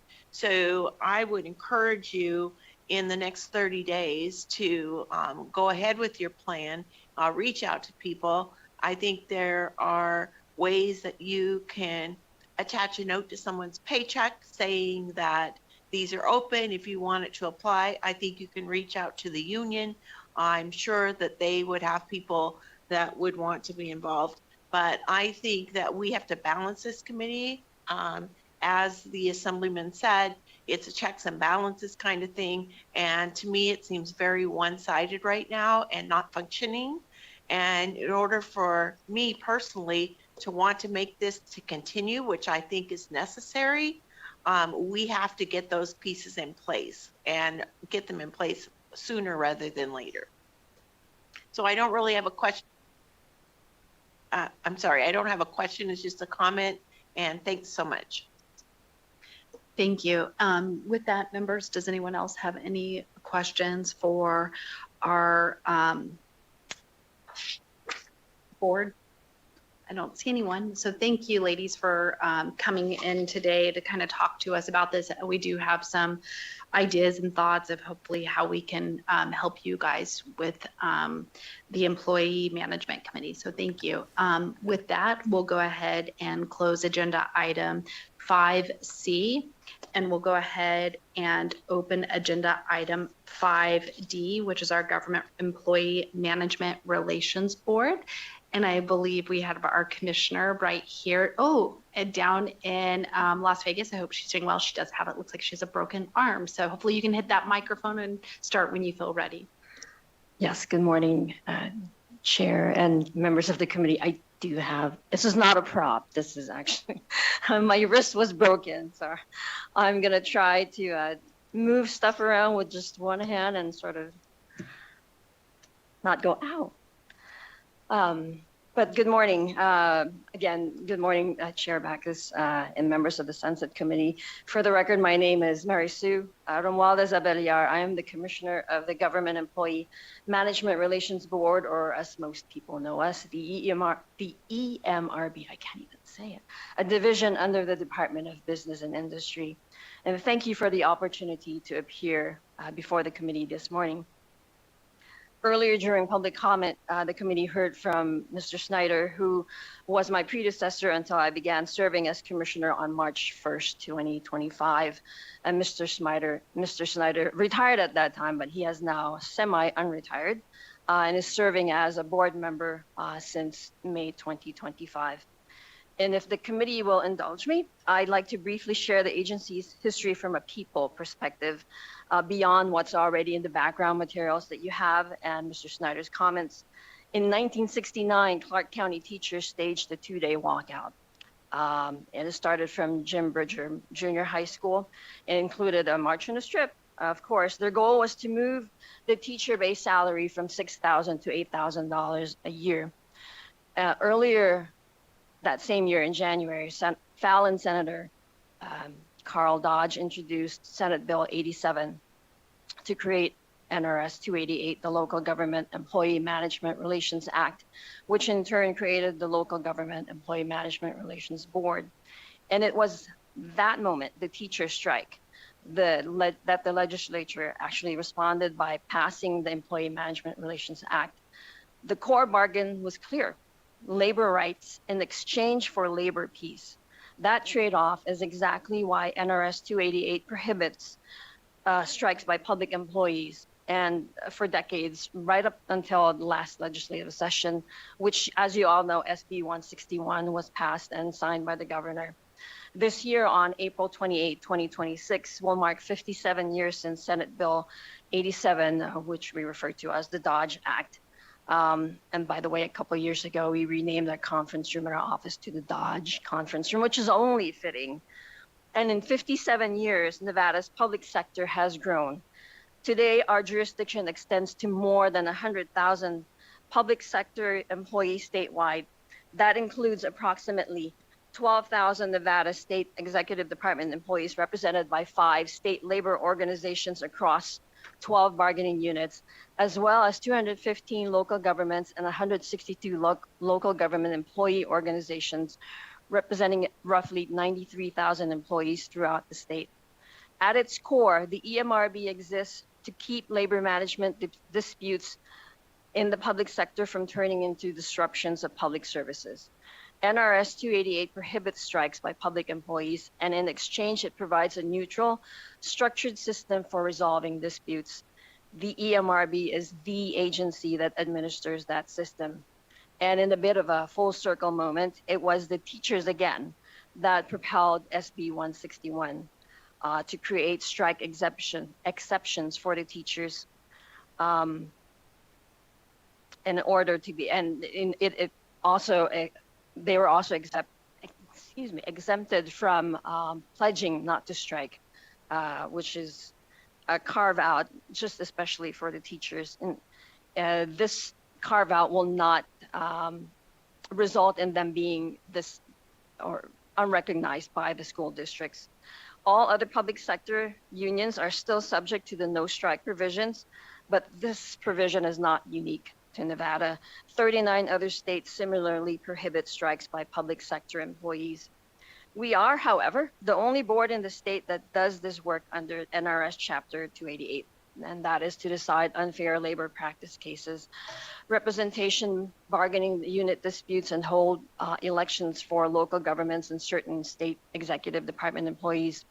We are also a very small agency, 2 full-time staff, plus myself, supporting 5 board members who individually and collectively possess substantial experience in labor relations, further supported by our Deputy Attorney General. This combination allows the agency to function efficiently despite limited staffing.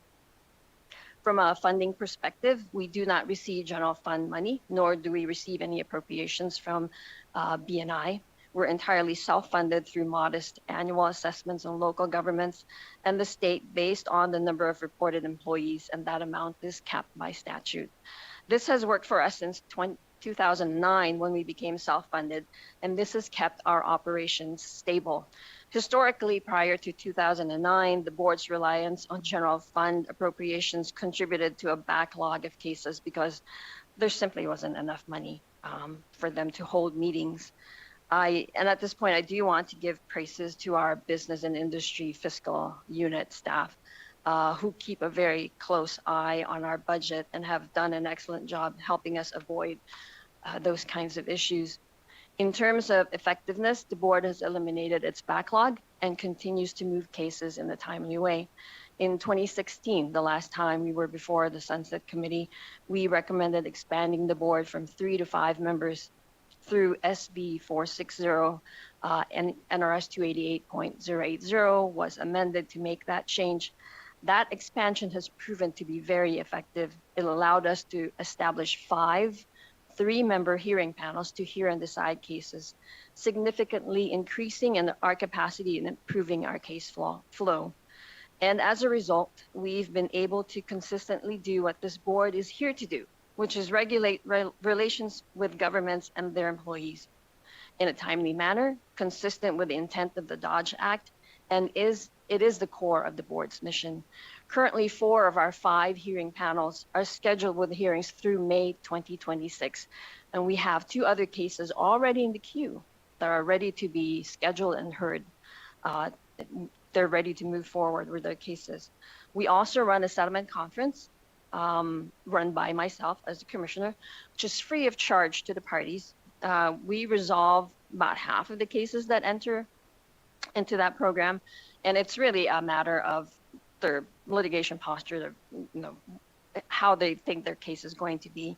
And even when the cases don't settle, there are times where the process narrows issues and saves time for everyone involved at the time of the hearing. Another point I would like to emphasize is the quality of the decisions the board makes. Over the last 2 years, except for one that was recently remanded back to the agency for a modification of its order, every EMRB decision that was challenged in court has been affirmed. And that's a good indicator that the board's decisions are consistent, well-reasoned, and grounded in statute. And finally, I want to take a moment to emphasize that the real heart of the board are its board members. Their time, expertise, and deep commitment to public service are what makes the board's work possible. And we truly believe that preserving that role is essential to the board's continued effectiveness. As outlined in our response, our one statutory recommendation is to stagger board member terms. Currently, 4 of our 5 members' terms will expire the same year, 2029. The board is proposing a one-time adjustment to restagger those terms so we don't lose most of our institutional knowledge all at once. I can't tell you how much that gives me nightmares at night. To that end, we fully defer to the Sunset Committee and the Legislative Council Bureau staff on the appropriate language to achieve this. And with that, thank you, Chair Backus and members of the committee for your time, your engagement, and for the opportunity to share our perspective today. And we truly appreciate your consideration. Thank you. I'm happy to answer any questions. Thank you so much for your stated and in-depth presentation, and I appreciate going direct to what your needs are. I saw on the first page, and I think this is what happens when statutes that create boards are relatively new. Almost everyone expires on the same year, so I was like, oh, these should be staggered, and and you put that in there very well thought through in your questionnaire, so we appreciate that. We do have questions from several of our members. I'll go ahead and start up north with Senator Daley. Thank you, Madam Chair, and thank you for the information. Again, some background in labor relations, but not so much in public employee stuff. So I'm trying to learn as well. One comment that you made on my first question was that your current board members, if I looked at it correctly, 3 of them, or maybe all of them, I don't know, but at least 3 of them are attorneys.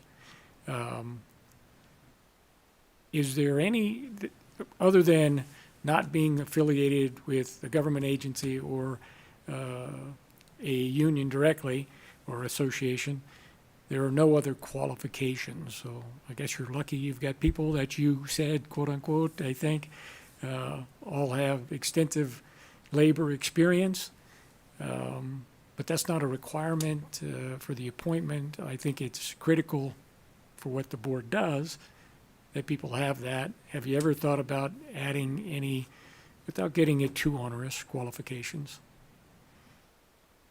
Thank you for the question, Senator Daly. For the record, Mary Sue Romualdez Abelar, Commissioner of the Employee Management Relations Board.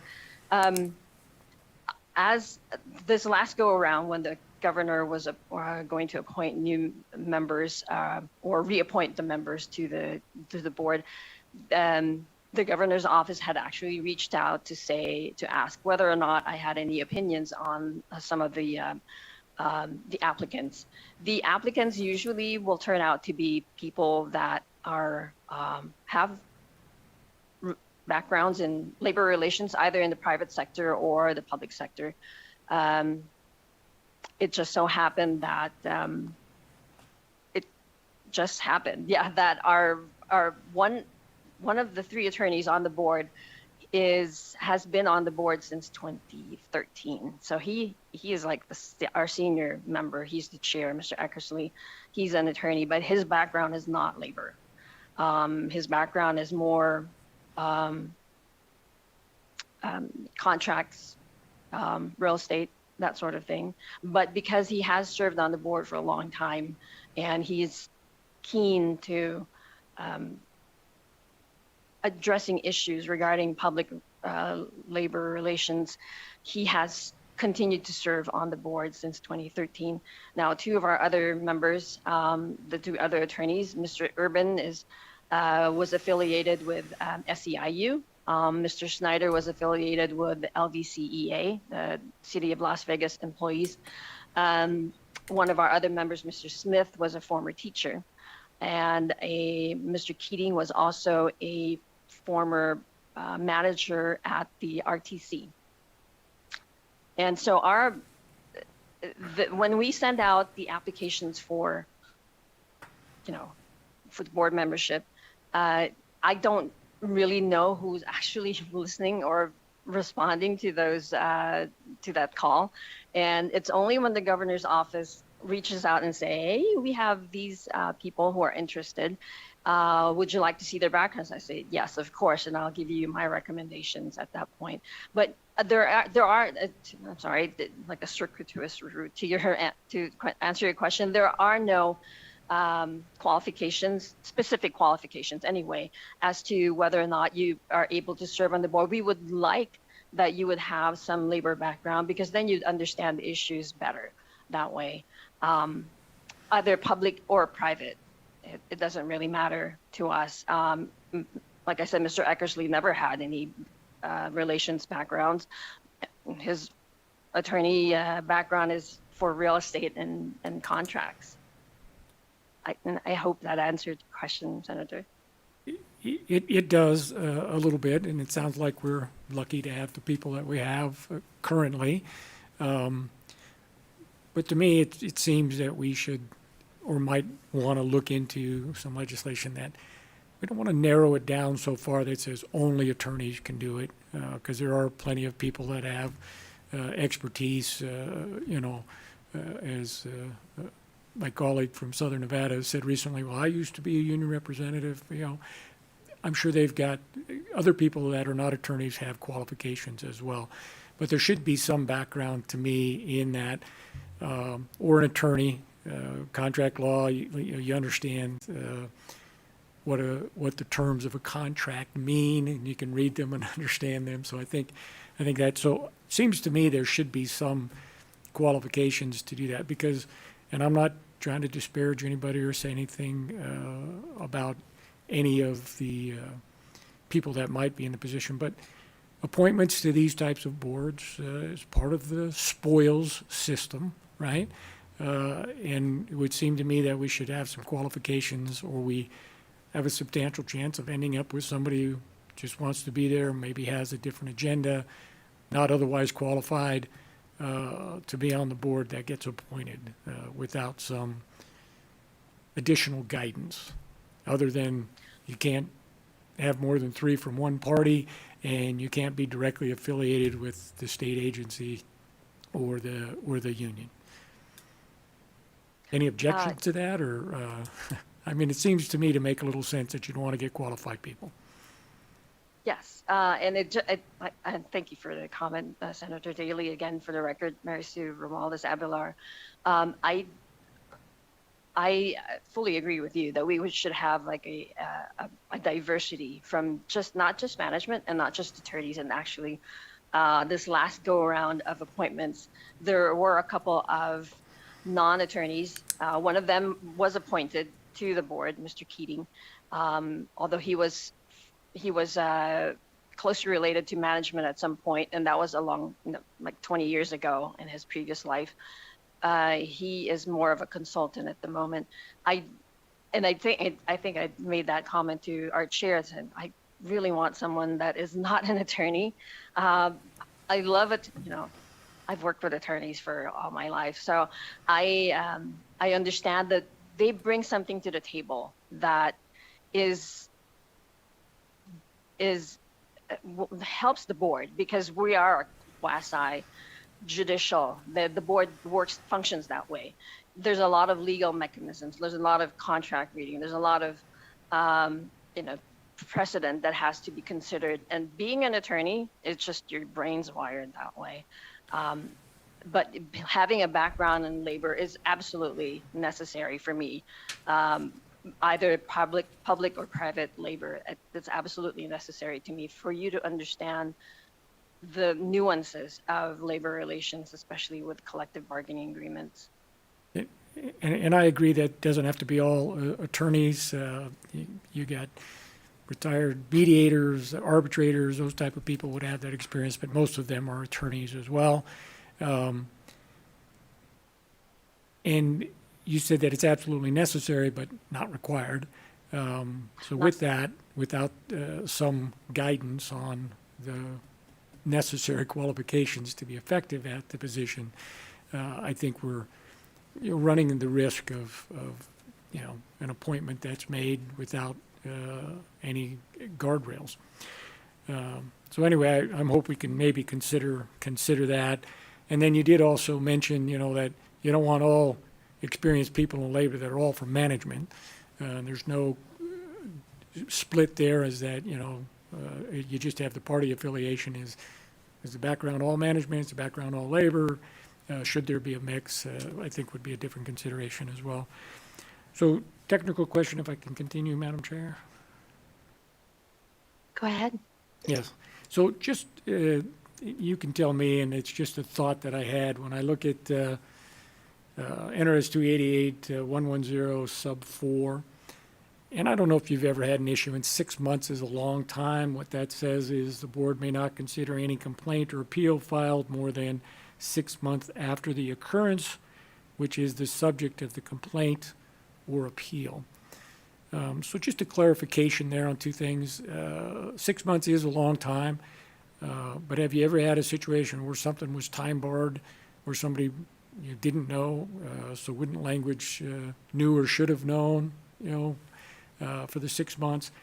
And then if I start a case and it takes however long to appeal it, does the 6 month, is it told, or does it start again once a decision's made? Now I have another 6 months to do the appeal, or does it all have to be done within the 6 month period? It's unclear. Thank you for the question. Oh, I'm so sorry, Senator. Didn't mean to cut you off there. Again, for the record, Mary Sue Romualdez Abelar. Yes, we've had cases that were filed after the 6 months.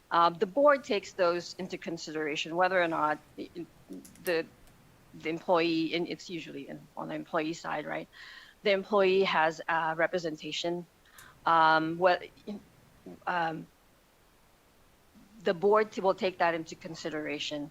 After a motion to dismiss has been filed, because usually the employer will file a motion to dismiss because the claim is after 6 months. The board will either toll it, will find a reason to toll it because of no fault of the employee. He didn't know. He was looking at a different date. Cases are routinely filed because of that 6 month statute, even though their case is still in the grievance process, just to protect that. limitation. After, as soon as it gets to the board at a certain point, like again, the other party will file a motion to dismiss. The board will consider, okay, so there's a grievance pending.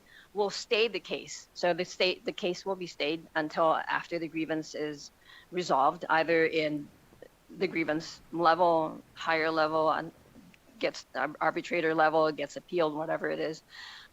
It will get stayed until that particular grievance is resolved, and the parties can come back and say the grievance has been resolved. We'd like to go forward with the case, and there's no other tolling involved. The statute is just cut off at that point. It doesn't affect the statute of the case. Yeah. So I understand that, and I understand a lot of times when a motion is pending that the time limits are tolled while you're resolving that, and then starts back up once a decision is made. Otherwise, everybody would just try to run the clock out every time by filing endless motions, right? And I agree that the board probably has precedent and standing and able to toll that time limit. But if it doesn't start until that, and then someone put a motion to dismiss, it wasn't within the 6 month, it doesn't seem to me that the board has any latitude to say, well, we're gonna take it up anyway. When that gets up higher into the judicial review and various things, I think the case gets dismissed, unless you have that wiggle room language, is that unless the person filing the complaint either knew or should have known, because then you have this reasonable expectation. Either they knew and let the time run out, or a reasonable standard man practice, they should have known. But there are cases where they may not have known until after the 6 months. So I didn't know if that was a factor that had ever come into consideration. Thank you for the question, Senator Daly. Again, for the record, Mary Sue Romualdez Abelar. The statute of limitations is, as I've mentioned, as soon as the case is dismissed at the appeals level, it goes back to the board for a final adjudication of the underlying case. And the statute doesn't run again. The statute doesn't start again, I guess, if I understand the question. It doesn't run again. There's no 6 months again. It just comes back, and either the prevailing party files a motion to defer to the arbitrator's decision or the district court decision, and the board will take that into consideration or will deliberate on that motion. Understood. I think we got it, and I think we're communicating just a little bit off, but I think I get the point on where you're at. If I can move to the next thing. So, question is, who decides the bargaining units? And I understand in the public sector there's not that many bargaining units, and I know for state employees we have a whole separate statute where they're listed out. And I think this last session we had to change one of those or amend it, modify it a little bit on the bargaining units to fix an unanticipated hurdle. But so who decides the bargaining unit? And I ask that specifically because it says in 288.110(1)(e), it says the board can make rules regarding various things, but in 288.134, it says that the local government determines the appropriate bargaining unit based on community of interest. So who's deciding? If I read 134 in one way, seems to be ambiguous. It says bargaining unit means the group of local government employees recognized by the local government employer as having sufficient community of interest and appropriate for bargaining. So is the bargaining unit determined by the local government because I've determined they have community interest, or is it determined by the AMRB? And what rules do you guys use? Sorry again. Thank you for the question, Senator Daly. For the record, Mary Sue Romualdez Abelar. On the local government level, the statutes are designed so that the local governments and their employees are the ones who determine who is in the bargaining unit. which employees are in the bargaining unit based on a community of interest. The local governments will determine that based on a petition or a request to be recognized by the local employees if they so choose to organize as a bargaining unit. They will file their petition or request a recognition from the local government. If the local government determines that yes, there is a community of interest, and yes, we can recognize them as recognize them as an employee unit or bargaining unit, then that stays at that level, on the local government level. However they want to do it, whether it goes up to the county commissioner, whether it's just the county manager that does this, or the city manager, however their process is, it stays at that level. Now, for the state labor organizations, the board determines those units, and we have at the moment up to Unit M, I believe. Those units were determined through a hearing based on recommendations from DHRM. Way back in the beginning, DHRM gave the board recommendations for these are the people that are going to the units. And the board held hearings, several hearings in fact, to determine we were going to accept the recommendations from DHRM or no, based on objections from other employee organizations that no, these people should be in this unit. So those units are established by the board. But for the local governments, they stay in the local governments. Now, if there's a question on the local government level as to whether or not these employees are actually, there's a dispute between the employees and the government as to we're not being recognized, they can file a petition with the board. And through a hearing, the board can determine whether or not yes, there is a community of interest, and yes, they can stay in this unit, or no, these employees cannot stay in this unit because of something in the statute. Okay, and thank you. I mean, and I know the state bargaining units is a whole separate deal. I think it's in the statute on what they're anticipated to be. On the local government determining the bargaining unit, and I'm just going back to the experiences that I have, is depending on, I've just seen employers, and I'm not accusing state employees or any of the local governments of doing this, but in the private sector, people would either try to expand the bargaining unit to include people so you lose your minimum standards to go forward with a petition or election, or they try to narrow it down to groups of people that they feel they control, et cetera, et cetera. And I was just wondering how that worked, if there's been issues over that. And I'm not saying that labor organizations can't do some of the same manipulations on what the bargaining unit is well.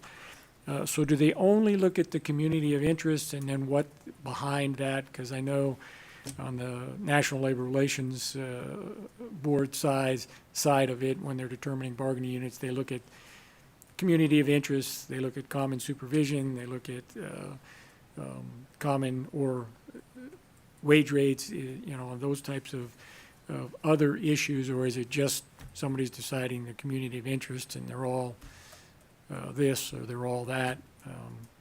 Other factors go into that, or what factors do they use? Yes, thank you for the question, Senator Daly. Again, for the record, Mary Sue Romualdez Abelar. Yes, community of standard is a factor. Whether or not they actually supervise, there are people in the unit that are qualified. I mean, they're called supervisors, but they're not really supervisors.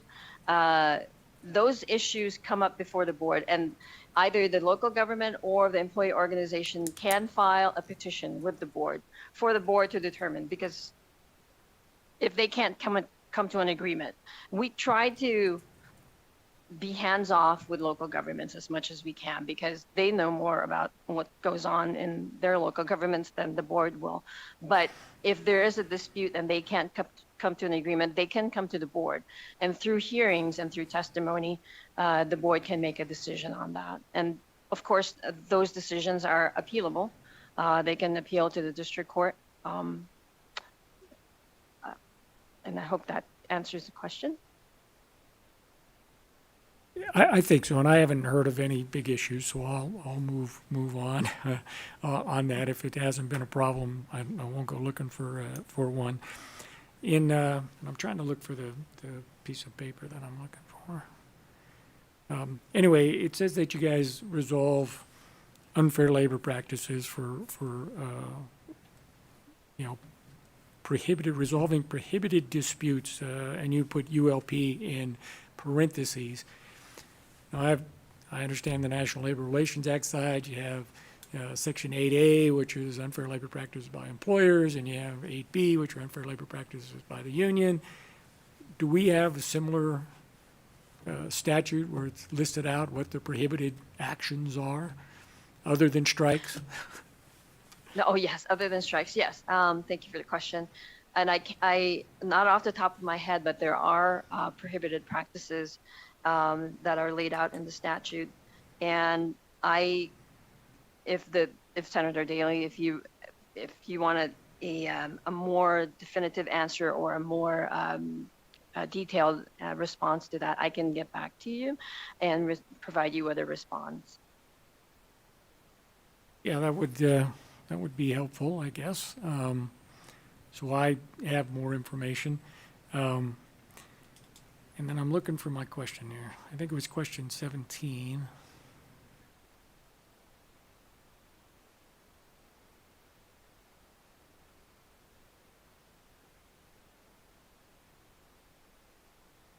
Not about the elections, but the part about where you settle disputes. It says, I think it's 17.1, where you apply statutory provisions and applicable precedents. Where do the precedents come from? Are they decisions where you've looked at this area of the law and we've made a determination, this complaint is similar, it's in the same section, and this is what we decide in that circumstance, and the issues are close enough that there's a precedent by the board, but you're always following the law. Is that the way I'm understanding the way you interpret it? Yes, thank you for the question, Senator Daley. Mary Sue Romales Abelar for the question. And yes, you are correct. We do look, the board will rely on, and a lot of the attorneys and parties will rely on previous board orders or NLRB orders. If it hasn't been specifically addressed in a previous EMRB order, and the statutes, of course. You are correct. I mean, we have over 900 orders out there on our website that is available to attorneys. They can look at previous orders. And as a matter of fact, we had one just a couple weeks ago during our board hearing where one of the questions was to question an order from 1978, I believe. It's Order 131. And we're up to 911 in 2025. And the board at that hearing upheld Order 131. So those are the types of precedents that we look at, the board looks at, NLRB orders, of course, and statutes. So, and thank you. And this is my last question. And I just wanted to make sure I understood that because, like I said earlier on what does the statute say? Follow the statute, right? And I know there's sometimes some interpretation, and if you've made previous decisions, people are kind of relying on those. And I think the Latin term, I'm not an attorney, stare decisis, that's a decided issue. So you stick with that. Has there been any instances you can recall where you said, nope, we're a new board and we're going back on that, and this is the new rule? Or do you pretty much follow settled case law? Thank you for the question. I have not have had that particular issue come up where the board said, yeah, this was precedent, but this is not how we're going to interpret it. I believe that would happen. There's always a chance that would happen because the law circumstances have changed over the 57 years the board has been around. Circumstances have changed, the law has changed overall, the statutes have changed, or just it doesn't quite make sense anymore. But I haven't seen that happen yet. Yeah, and I understand members change, things change, and things evolve. So I'm not saying that it's cast in stone, can never be changed. I'm just stable understanding of the relations, labor and management is crucial. And if you have a lot of wholesale changes, it throws things into state of unknown. That was all of my questions, Madam Chair. Thank you for the indulgence, and thank you for your answers. Thank you. Thank you so much, Senator Daly. We'll go on to Senator Lang. Hi, Commissioner, I have a couple questions about the board. How long have these members of your board served? So thank you for the question, Senator Lang. For the record, Mary Sue Romualdez Abelar. Chair Eckersley has been a member of the board since 2013. Vice Chair Urban has been a member of the board since 2022. Board Member Smith has been a member since 2020. Board Member Snyder was just appointed this past year in May, and Board Member Keating was just appointed in October this past year. Okay, thank you. So do you have, because the appointments come through the governor's office, do you have any, and you don't have any, well, is there a length of service is what I'm looking at? Can someone be on there forever? What if a scenario arises where someone isn't really doing their jobs, but yet they're appointed by the governor? Is there any way to remove that person? Or do they go on forever? I mean, they could because there are no rules for the committee. Thank you, Senator Lang, for the question. For the record, Mary Sue Romualdez Abelar. No, there is no provision in the statute as to removal of a board member. Like I said, Mr. Eckersley has been there since 2013. The one that just recently retired, she was there for 16 years. But to directly answer the question, there is no provision as to whether, if a board member is not doing their job. We've been very lucky that all the members have been doing their jobs. I should probably just tell you that when somebody applies to be a board member, I hope that they actually do it because they know what the job's going to be, and most of the applicants that I've seen are people that actually know what labor relations is. And like this past year, the governor's office had called and asked for my recommendation based on the applicants that are out there, and I gave those to her. But again, going back to the question, no, there is no provision. And I'm not saying that anyone's doing a bad job. I'm just, looking at a committee makeup, and there are no rules. You look at sometimes what could go wrong, right? Mm-hmm. And so the other thing I'm interested in is I don't see any diversity on this board, and I'm just wondering what you do to get diversity. It's an all-male board, and I don't know what their ethnicity is, but I think diversity is important, and I'm just wondering what your department can do to commit to getting a more diverse board. Thank you for the question, Senator Lang. we have some diversity. It used to be that we had one woman on the board, two women at one point. But it just really depends on the applications that we receive. We send it out to all the organizations that we can think of: Nevada State Bar, NACO, PELRA, all the HR organizations out there. And it just doesn't attract the, as much applications as I wanted to. There, at this last go around, there were no women that had applied to be on the board. So that was one of my considerations, because I had wanted to, really I did, because because there really isn't. The last time we had Sandy, she retired in September of this past year. I had wanted to, but there was none.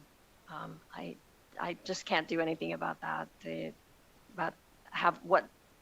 To attract more diversity for the applicants to the board. Thank you. And I agree with Senator Daly. I would really be in favor of coming up with some guidelines for the board about how board members are selected, terms, diversity, length of service. I think we can look at all that. And I'm not saying that I think someone should serve, only serve 2 terms or something. As you know, we as legislators have term limits, and that has its good points and its bad points. And it would on a board like this too, because I think the consistency of the board and the knowledge is really important. But I'd like to have you take a look at what it would look like to put some guidelines and guardrails for this committee. Thank you. Thank you. I would be happy to have that conversation. Thank you. Thank you so much. We will go to Assembly Member Nguyen. Thank you, Madam Chair, and thank you, Commissioner, for being here today. And I know that, we appreciate your effort and hard working in making sure that we keep a lot of these processes, as I would call it, to be efficient. And I know that you wrote at length in the survey that, combining a similar entity such as, the EMC probably would not work. But I feel like there's a trend this morning of just the inability to have the recruitment and retention across, a lot of our state organizations. And I think that that's just because I see, and maybe I'm just, everyday person trying to look at it from that 30,000 feet level of I see similarities, and I know that you stated in the survey that you don't see similarity, and there are separated purviews of what you're doing, what the EMC does. So and I see that because, you have dedicated team, you are dedicated to this role with, 2 team members, whether it's enough or not, that's a whole different discussion. But it seems like, the previous group that was here, they do similar things, but have a hard time doing it. So I guess my, just to put on record in terms of like your assessment of creating entities that kind of a pipeline, if you will, to encourage more public participation or more of a ramp up so that we can have a good bench, just like what Senator Lange said about having a much more diverse applicant pool, not just from experience standpoint, but just reflect the magical diversity of our state.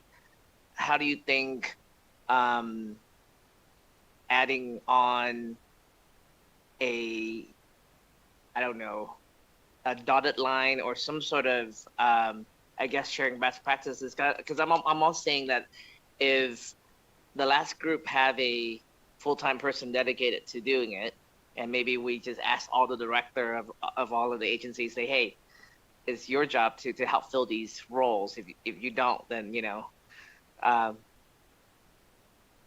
things kind of pause. So even though it says here in the survey that, you know, the combining the two structure would be challenging, are there any other ways of seeing how it could work together, or you still see that this is two separate bodies?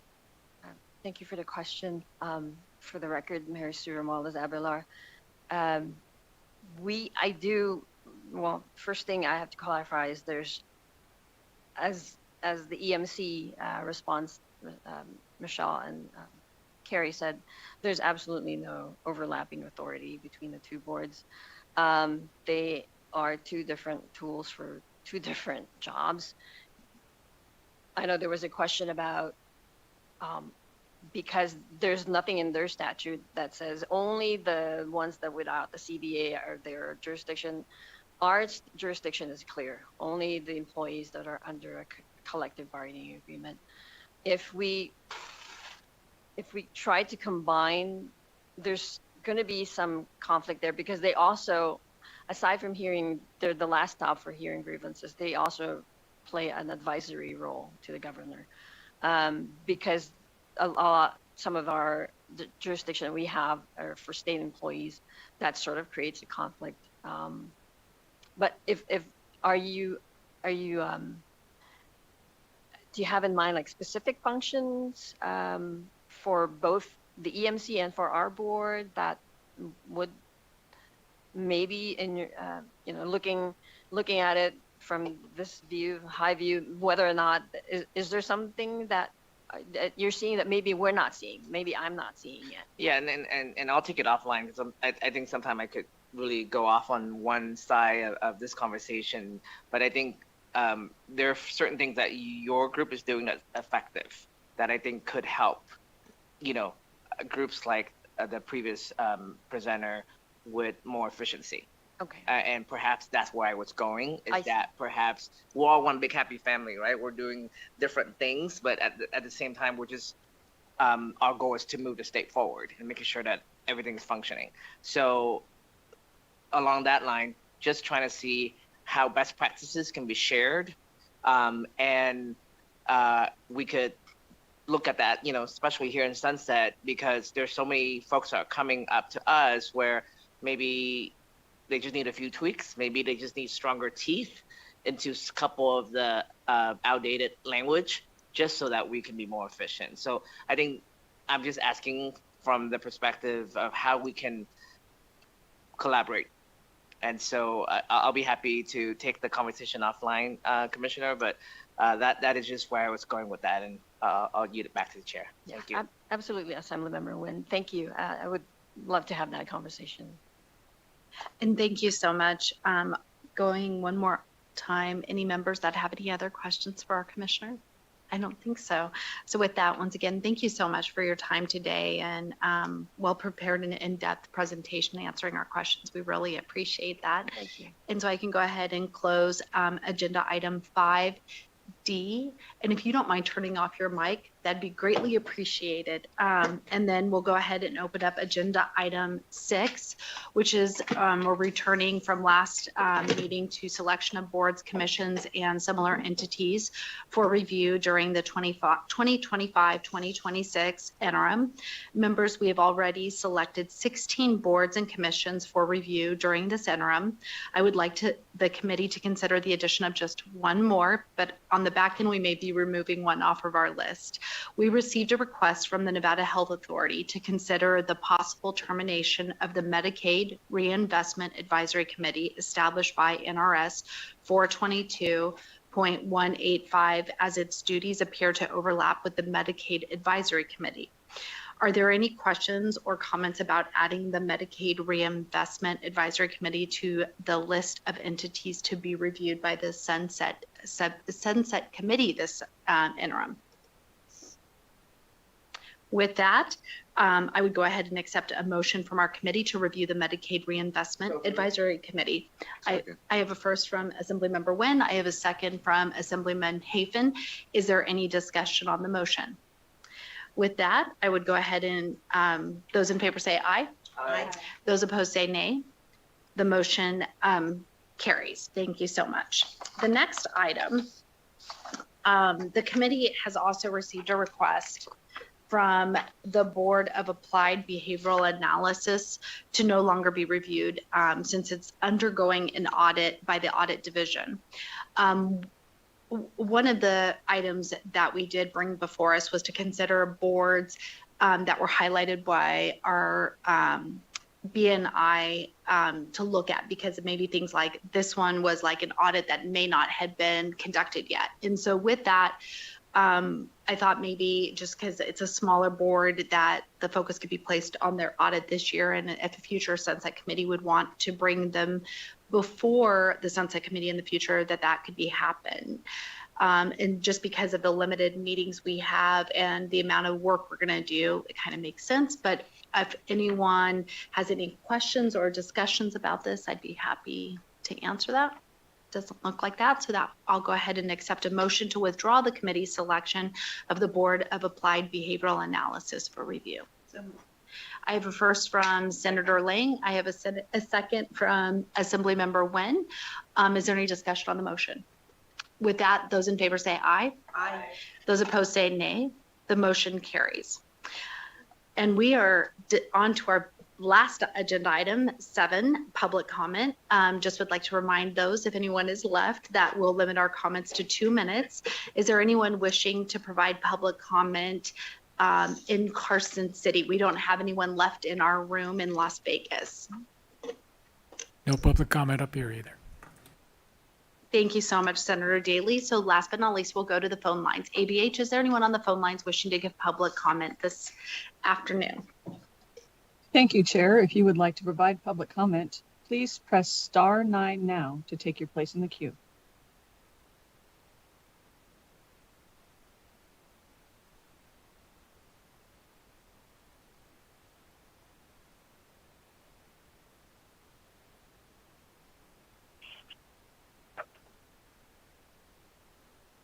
Caller, you are unmuted. Please continue. Hi, yes, thank you. My name is Wendy Noor. I am the Executive Director of the Nevada Board of Applied Behavior Analysis.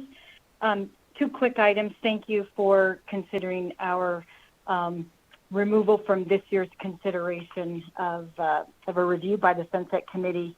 I appreciate that. As a small staff, this has been time-consuming for us. Secondly, I wanted to apologize for the delay with submitting our audit. It is only the second audit that the board has been required to submit, as we were only originating in 2021. But I did want to just confirm that the audit contract process was started in June of 2025, when I verified initially with the CPA their availability and the cost and interest in conducting our second audit. We were delayed. We faced numerous obstacles with the process, obtaining training through purchasing, access to the systems, and then, of course, the cyber attack related delays. I wasn't even able to submit a contract until January 5th of 2026.